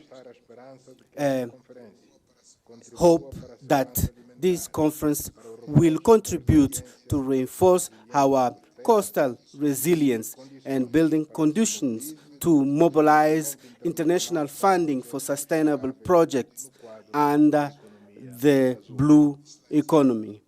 Excellencies, this year and during the Angolan presidency, we are going to work in coordination with the African Union Commission to mobilize financial resources through the contributions of our member states in order to be able to have necessary resources for the realizations of projects and programs of continental level and reducing our dependencies before for external funding. Excellencies, ladies and gentlemen, we are living a global landscape, a very challenging global landscape, especially with the challenge in our continent and in Eastern Europe and Middle East. Despite all that, we are sure that by combining our efforts and joining forces, we are going to overcome these challenges and build the Africa that we dream of, contributing in the solution of the problems that are affecting our humanity. It's in this context that I believe that we should continue to act together so that the United Nations will be more inclusive and more aligned to the challenges and opportunities. And the reform of the United Nations should continue to be priority for our continent. And it is very important to reaffirm our commitment with the consensus of Ezulwin and the ÇRTS Declaration of 2005 for 2 seats as permanent members with the right of veto and other privileges that are related to the seats.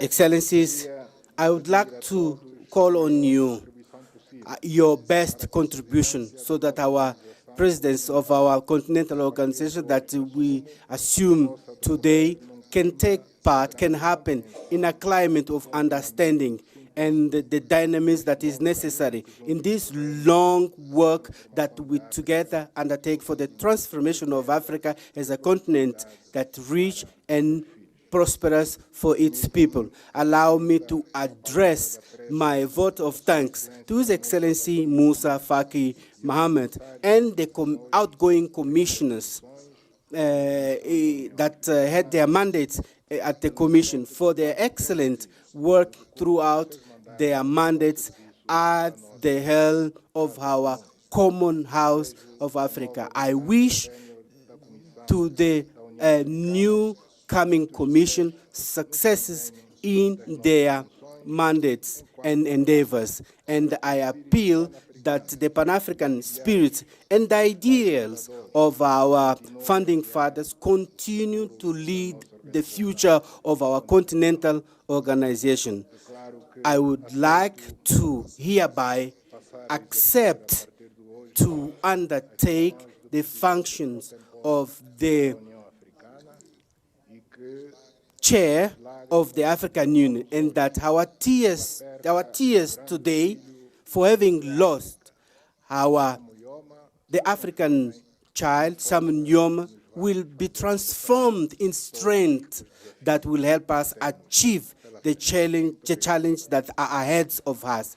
Thank you very much for your kind attention. Thank you, Your Excellency. Thank you, Your Excellency.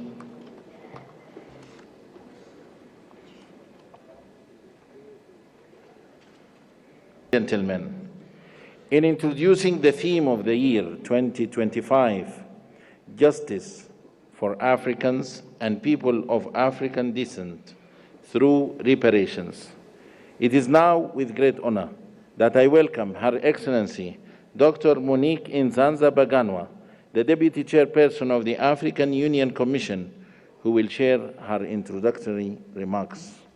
Your Excellency.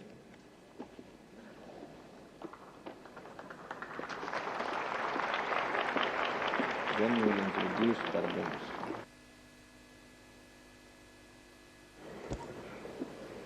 Thank you. Your Excellency, the Chairperson of the African Union, Your Majesties, Excellencies, Heads of State and Government, Your Excellency and dear brother, the Chairperson of the African Union Commission, ladies and gentlemen, in the interest of time, allow me to stand on already established protocol.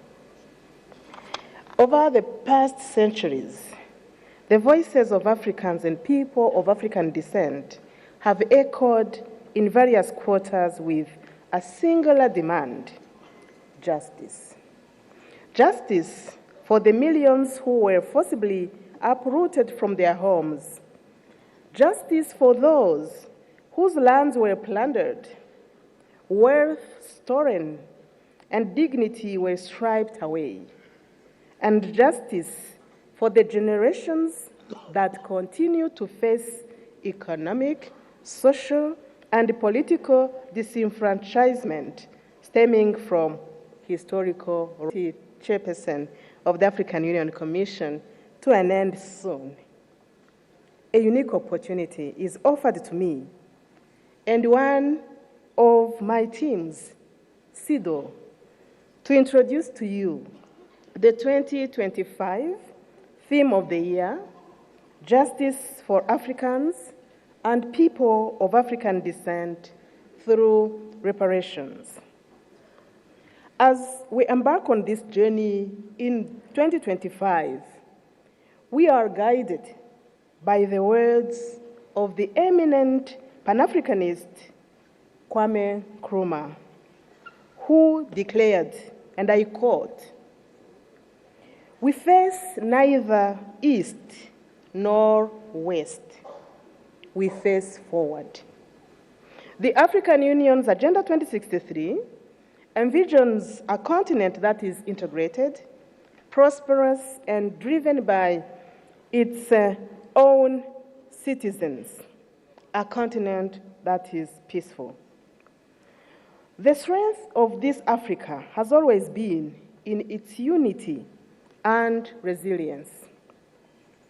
At this moment, we stand at the precipice of history, and together we shall pave the way for a more just and dignified future for Africa, the CARICOM, and Africa's global diaspora at large. Your Majesties, Your Excellencies, as I conclude, since I'm not the one to deliver the high-level message, we have two leaders who will do it in just a short. But let me take this opportunity to thank all our stakeholders who have journeyed with us. Thank you, Ghana, and our champion, President Mahama, for inspiring the African Union with this theme. I wish to thank you, my dear brother Moussa Faki, for your leadership and support. But through you also, acknowledge our teams who have worked hard around this theme of the year. Especially, I wish to recognize two ladies. Madam Coleman from your cabinet chairperson and Angela from SIDO. You did an amazing work. Special appreciation goes to Her Excellency Mia Amor Motley, Prime Minister of Barbados and Chair of the CARICOM Authority. You have traveled all the way from home to another home to join us in today's launch. May I now invite you, Your Excellency, to come to the podium and address this august assembly. I thank you.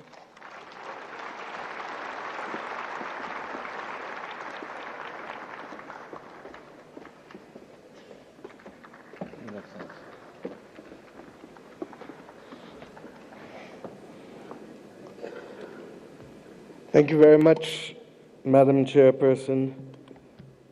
Your Excellencies,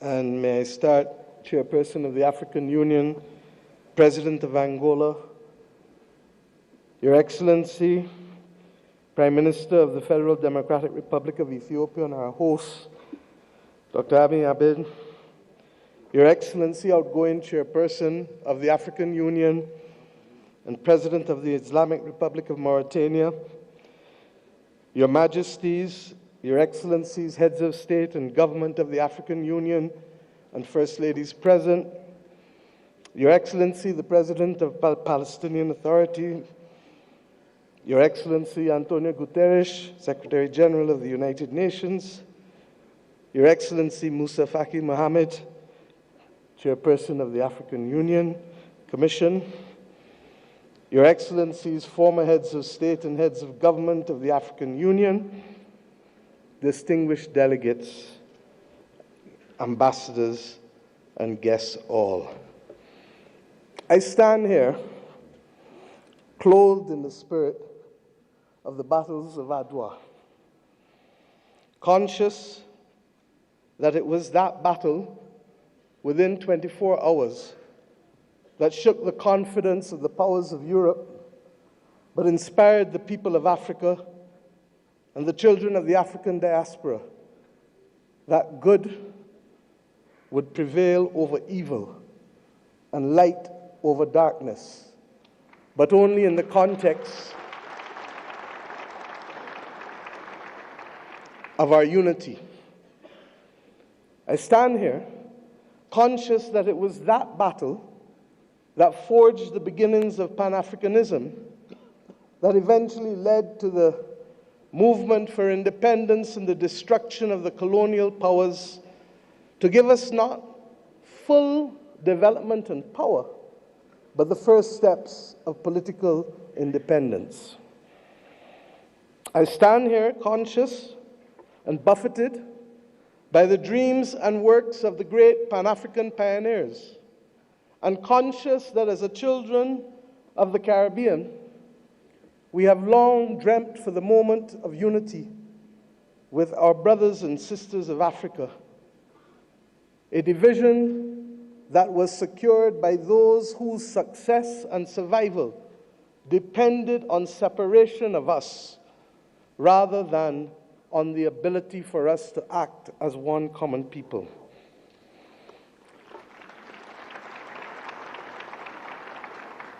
Our relationship, you can say, was embryonic, but regrettably, as long as it has been and as related as we have been, it has been sporadic.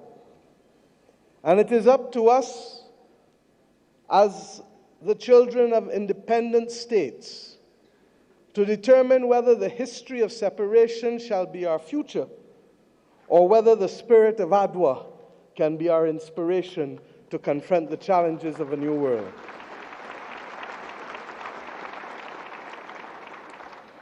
Yes, I stand here as a daughter of Africa. I stand here equally as a proud Prime Minister of Barbados, a country which is the first landmass that you reach after you leave this great continent of Africa, a country which became a hub for the wrong reasons. But today I come to Ethiopia to share with you in the Africa Union that we can be a hub now for the right reasons between our two peoples. I stand here as the proud chairman of CARICOM, the Caribbean community, recognizing that as a member of the 6th region of Africa, we have come to reclaim our Atlantic destiny.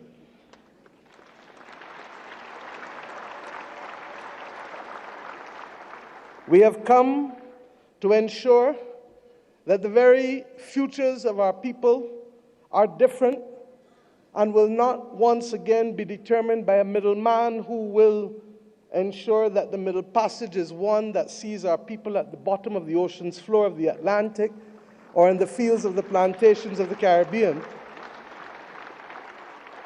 but instead that it will be a future that sees our people, hears our people, feels our people, and that will determine in future that it is we who shall forge the manner in which we cooperate, integrate, and invest, rather than simply being victims of a past history. I stand here equally as the chair of the V20, 70 countries across the world that are climate vulnerable, 40% of whom come from this great continent of Africa, recognizing that it is only through unity that we can confront the existential crisis of our generation, that of the climate crisis. The Secretary General of the United Nations has already laid out, ably so, many of the iniquities that we continue to face in spite of political independence. It was His Majesty Haile Selassie who popularized and told us that there shall be no first-class or second-class citizens, words popularized by Bob Marley, learned by all of our people without appropriately recognizing the context in which he spoke and the mission which must be ours for generations until it is achieved.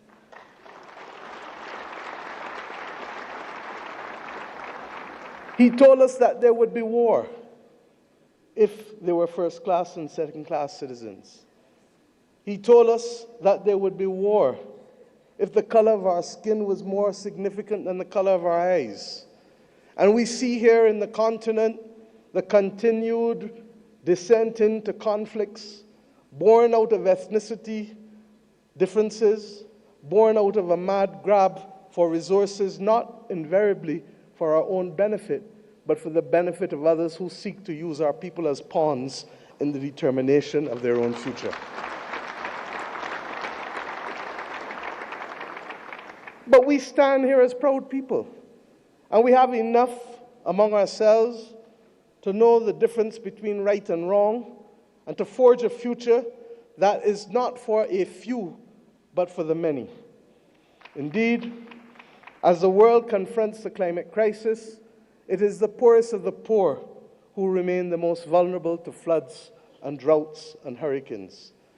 It is the poorest of the poor, and soon to be the middle of the middle, who will no longer be able to access insurance and therefore to be able to forge ahead with development if we do not make changes. We have examples of a partnership that have worked for us, not just from the spirit of Adwa and the conquest and the rise of the Pan-Africanist movement in our history, but within recent times. During the COVID-19 pandemic, it was the African Union, under the leadership then of President Ramaphosa, and with the assistance of Dr. Tedros of the WHO, that recognized that the Caribbean, which was being marginalized by denial of access to basic therapeutics, basic medical equipment, to vaccines, that we should not be left as pariahs on the global landscape, but that our brothers and sisters in Africa would bring us through the Africa Medical Supplies platform to be able to ensure that we could secure for our own people.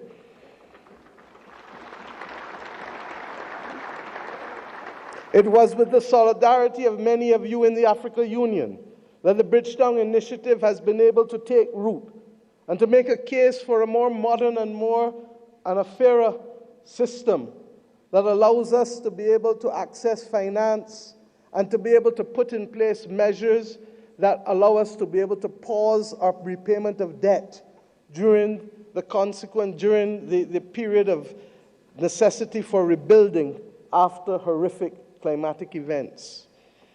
We have seen how partnership helps us. We do not need any more evidence. What is required of us is to lead the way to peace, to prosperity, and to justice.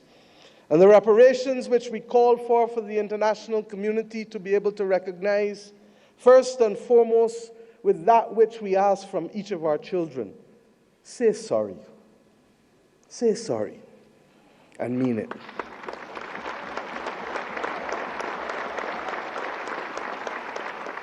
And after you say sorry, recognize that the future of the world is not possible without the stability of Africa and its diaspora.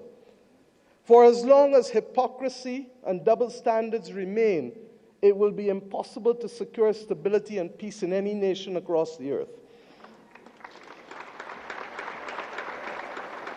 The reparations that we call for, beyond sorry, must be for fair access and development and compensation, because we each started the journey of independence with a chronic deficit, a deficit of resources, a deficit of fairness, a deficit of opportunity.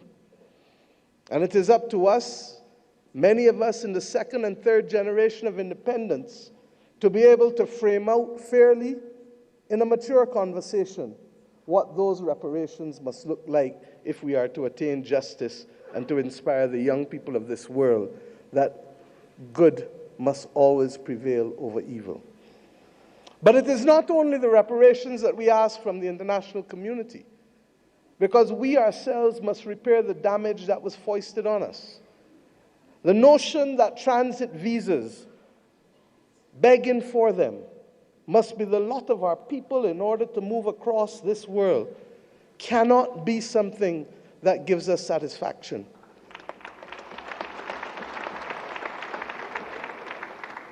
To go east and to go west, we are first forced to go north.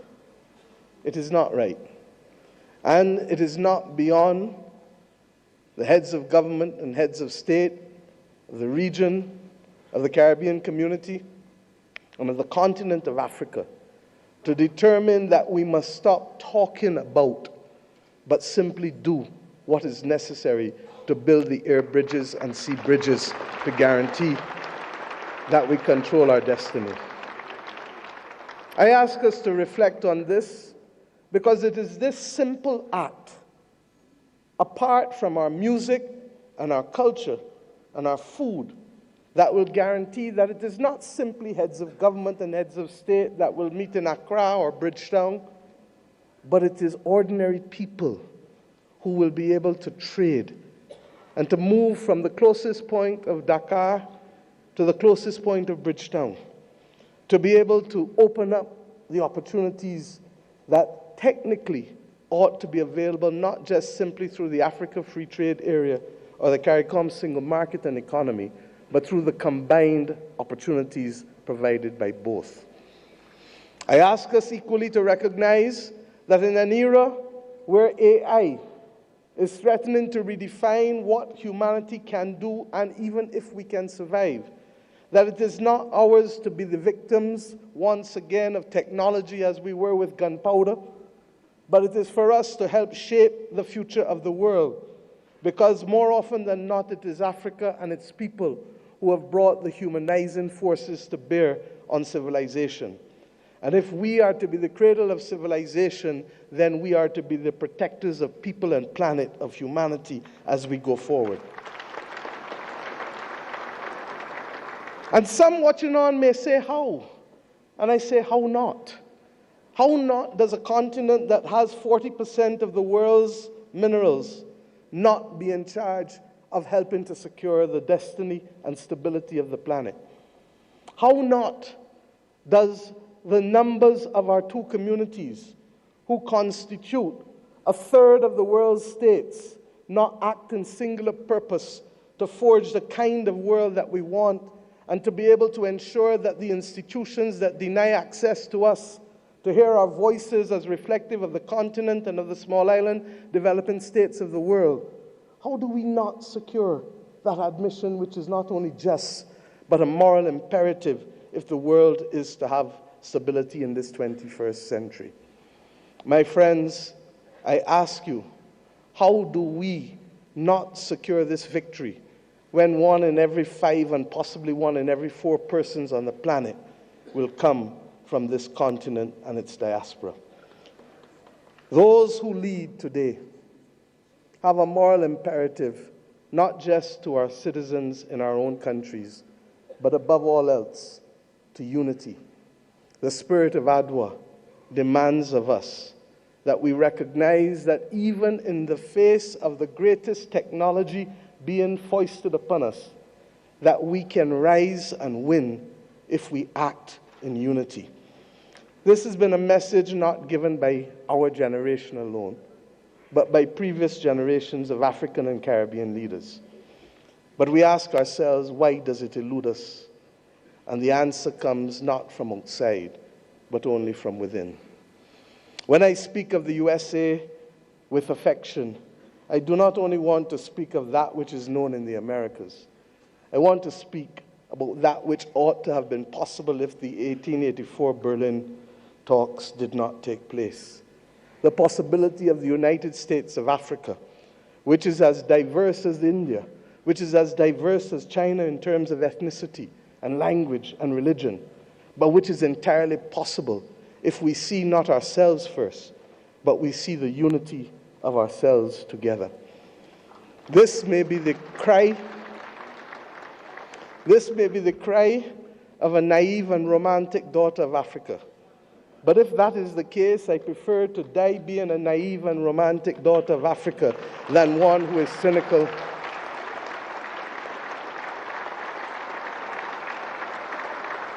and one who is daunted by the actions and power of others. We know what it is to stand in unity with you to fight apartheid and to fight for the liberation of the peoples of Africa. For when President Castro stood to send people from his own country to southern Africa to free your people, it was in my own country that the planes refueled, ensuring that that battle was possible. And when 100 years ago, almost, a Barbadian man and woman left our nation and left the United States to come here, Arnold and Mignon Ford, he wrote the anthem and lyrics of the anthem of the United Negro Improvement Association, UNIA, and his wife dared to establish a co-educational school here in Ethiopia, ensuring that boys and girls could receive education in a time and at a time when war was dominating the global landscape. They chose to see light rather than darkness. I ask us today, in tangible terms, that will allow our people to travel, that will allow us to pool our investments to ensure that the people of Africa not be denied the electricity that is so necessary as a platform for participation in the new world. I ask us not only to pool that investment, but to also ensure that we pool our voices, because there is too much division in this world today. There is too much war and there is too much conflict. And we know what precipitates and causes that. If we leave Addis Ababa with the commitment that the world is not going to be safe without a prosperous and stable Africa, then we understand what is the moral imperatives we must undertake in each of our countries to secure that unity of purpose and to secure ultimately the saving of the people and planet. I ask you today to recognize that, and I thank Prime Minister Abiy Ahmed for agreeing that the first in-face summit of CARICOM and the African Union should take place here in Addis Ababa on the 7th of September of this year of our Lord.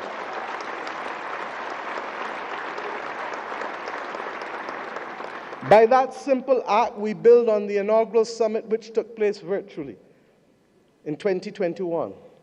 But more importantly, we seek to regularize and to establish as a permanent point of interaction the unity of which I speak and call for. And I ask you as I leave this podium to recognize that we too in the Caribbean want to see you.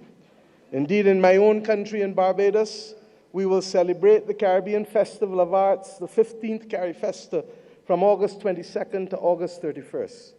And we do so not only asking for those from Cuba and Bahamas in the north, to Venezuela, to Suriname and Guyana in the south, to Belize in the west and the Eastern Caribbean to come together to express our commitment to each other creatively through food and fashion and music and dance and art and sculpture, and talk of philosophy, talk of religion, talk of who we are, talk of the future.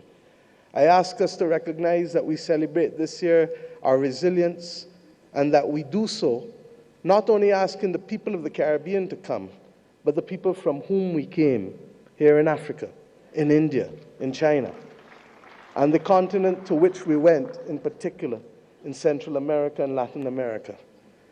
This is our moment to show the world that we were not simply apostrophes to the history and the modern history of humanity, but that truly we are the ones who can level the playing field and to create the opportunities that will allow the world to see people, hear people, and feel people, and to value the planet and its biodiversity at the very time when it is greatest in crisis.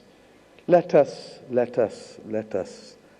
remove the scars of history and be firm craftsmen of our fate, recognizing that the only people who can stop us now are we, but ourselves. We have to emancipate ourselves from mental slavery and to build the future that our people want of us and to give them that pride that is theirs. And we must do so in the spirit and with the results of ADWA. Thank you.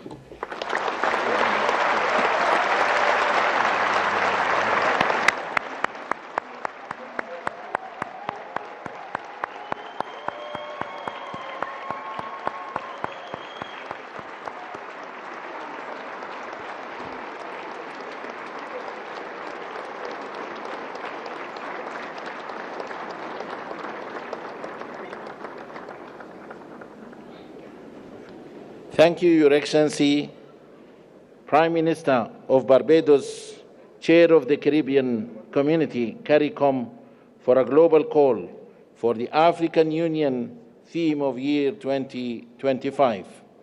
It is my distinct honor to welcome now His Excellency John Mahama, the President of the Republic of Ghana, as the African Union leader on advancing the cause of justice and payment of reparations to Africans. Your Excellency.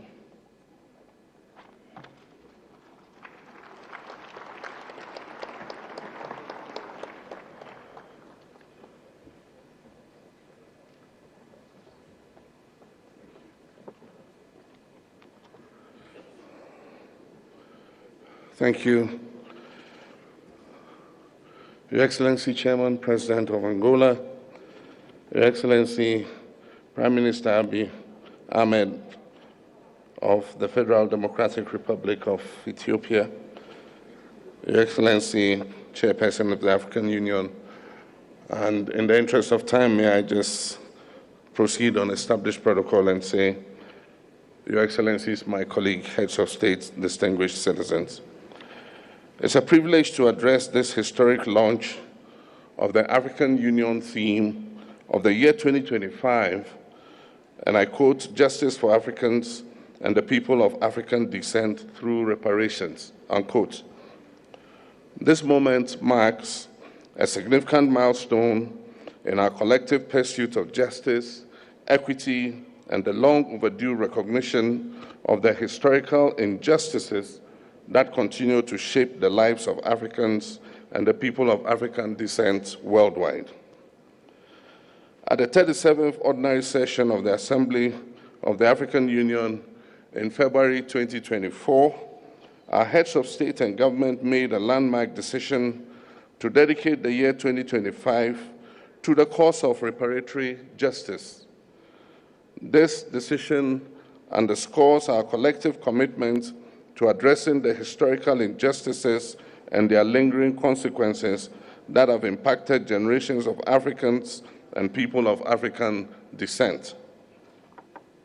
It aligns with our broader struggle for liberation, unity, and socio-economic empowerment as enshrined in Agenda 2063, the Africa we want, a vision for an integrated, peaceful, and prosperous continent. Your Excellencies, the transatlantic slave trade was one of the most heinous crimes against humanity, spanning about 400 years and forcibly displacing more than 12.5 million Africans.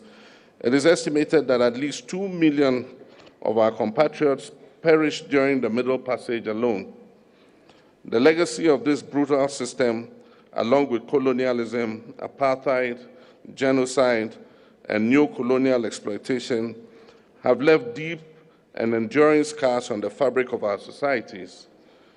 Today, the descendants of enslaved Africans continue to face economic disparities, social inequality, systemic discrimination, and racial prejudices. Addressing these challenges requires more than just acknowledging them. It demands action. The economic impact of colonialism on Africa has been profound. Historical estimates suggest that the continent lost trillions of dollars in both human and material resources due to colonial exploitation.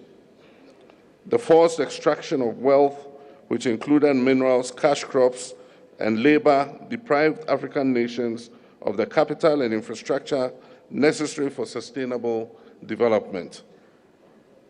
Colonial policies intentionally stifled industrial growth, leading to a dependency on foreign economies that persists even till today. The systemic plundering of Africa's natural resources, coupled with the disruption of traditional governance structures, has resulted in lasting consequences, worsening poverty, underdevelopment, and inequality throughout the continent. In November 2023, Ghana hosted the Accra Reparations Conference, a historic gathering that brought together African heads of state, scholars, and representatives of the global African diaspora to advance the reparations movement. This conference reaffirmed the urgent need for comprehensive reparatory justice and laid the foundation for stronger advocacy and policy frameworks. It provided a platform for dialogue on the financial, cultural, and social restitution necessary to address the enduring effects of slavery and colonialism. The outcomes of this conference served as a guiding pillar for our collective efforts moving forward. The 2025 AU theme of the year is therefore a call to galvanize efforts towards reparatory justice. It is an appeal to ensure that the dignity, rights, and well-being of Africans and their descendants are fully restored. Reparations involves not only financial compensation, but also restitution, rehabilitation, and guarantees of non-repetition for the abuse of fellow human beings. It is also about truth-telling, historical accountability, and the restoration of agency to those who have been marginalized for centuries. Your Excellencies, ladies and gentlemen, the call for reparations, while including, extends beyond financial redress to encompass addressing structural inequalities, ensuring educational and economic opportunities, reclaiming cultural heritage, and amplifying the voice of Africa and the diaspora communities on the global stage. Achieving justice requires multi-stakeholder collaboration. Today's pre-launch event serves as a crucial platform for concertedly rolling out constructive consultation, dialogue, and partnership. We welcome the participation of AU member states, regional economic communities, the global African diaspora, civil society organizations, academia, the private sector, and international partners in this transformative endeavor. The African Union Commission, in collaboration with key partners, have developed a concept note and revised the roadmap to guide the implementation of the reparations agenda. This initiative will further the aspirations of Agenda 2063, fostering an Africa that is self-reliant, just, and inclusive. Through this launch, we seek to, among other things, mobilize political will and commitment towards reparatory justice and racial healing, present and discuss the roadmap for implementing the 2025 theme of the year, foster partnerships among AU member states, diaspora communities, and like-minded international allies, engage stakeholders in resource mobilization efforts to support reparations initiatives across Africa, elevate awareness and advocacy to ensure sustained engagement beyond 2025, encourage dialogue and knowledge sharing among experts, policymakers, historians, and affected communities. And finally, to ensure an end to the culture of silence and denial on racism and colonialism. Your Excellency, the work ahead requires a unified voice, a clear strategy, and unyielding commitment. Today, we reaffirm our commitment to working together to develop policies and frameworks that will support reparations efforts across Africa and beyond. We must continue to advocate for stronger legal and institutional mechanisms at the national, regional, and international levels to ensure that reparatory justice for the historical trauma inflicted on global Africa is not just a conversation, but a reality. Your Excellencies, ladies and gentlemen, to conclude, I wish to express Ghana's unwavering support for this critical initiative. Let us seize this moment with the determination it deserves as we work together towards a future that is fair, that is just and equitable for all Africans and people of African descent, and by natural extension, the uplifting of all humanity. I thank you.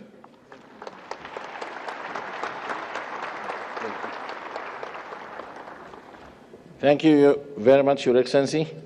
Allow me now, Excellencies, ladies and gentlemen, to move to the family photo while calling the rest of the respective delegates to remain in their seats.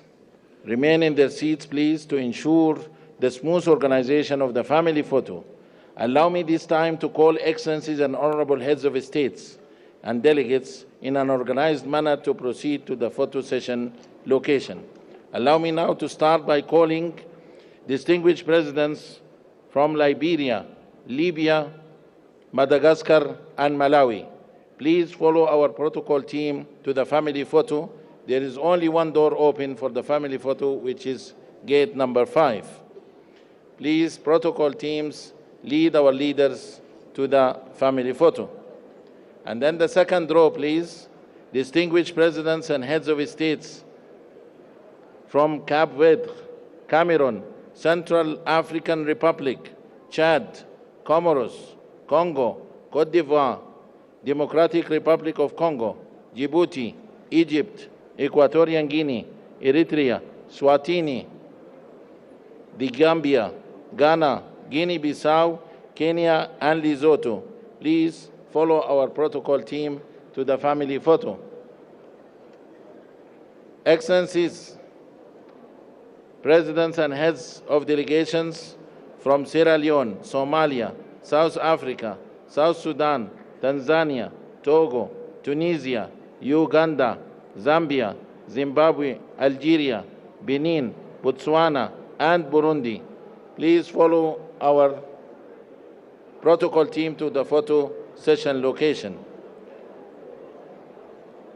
Honorable presidents and heads of delegations from Mauritania, Mauritius, Morocco, Mozambique, Namibia, Nigeria, Rwanda, Sahrawi Republic, Sao Tome and Principe, Senegal, Seychelles, please follow our protocol team. Excellency Prime Minister of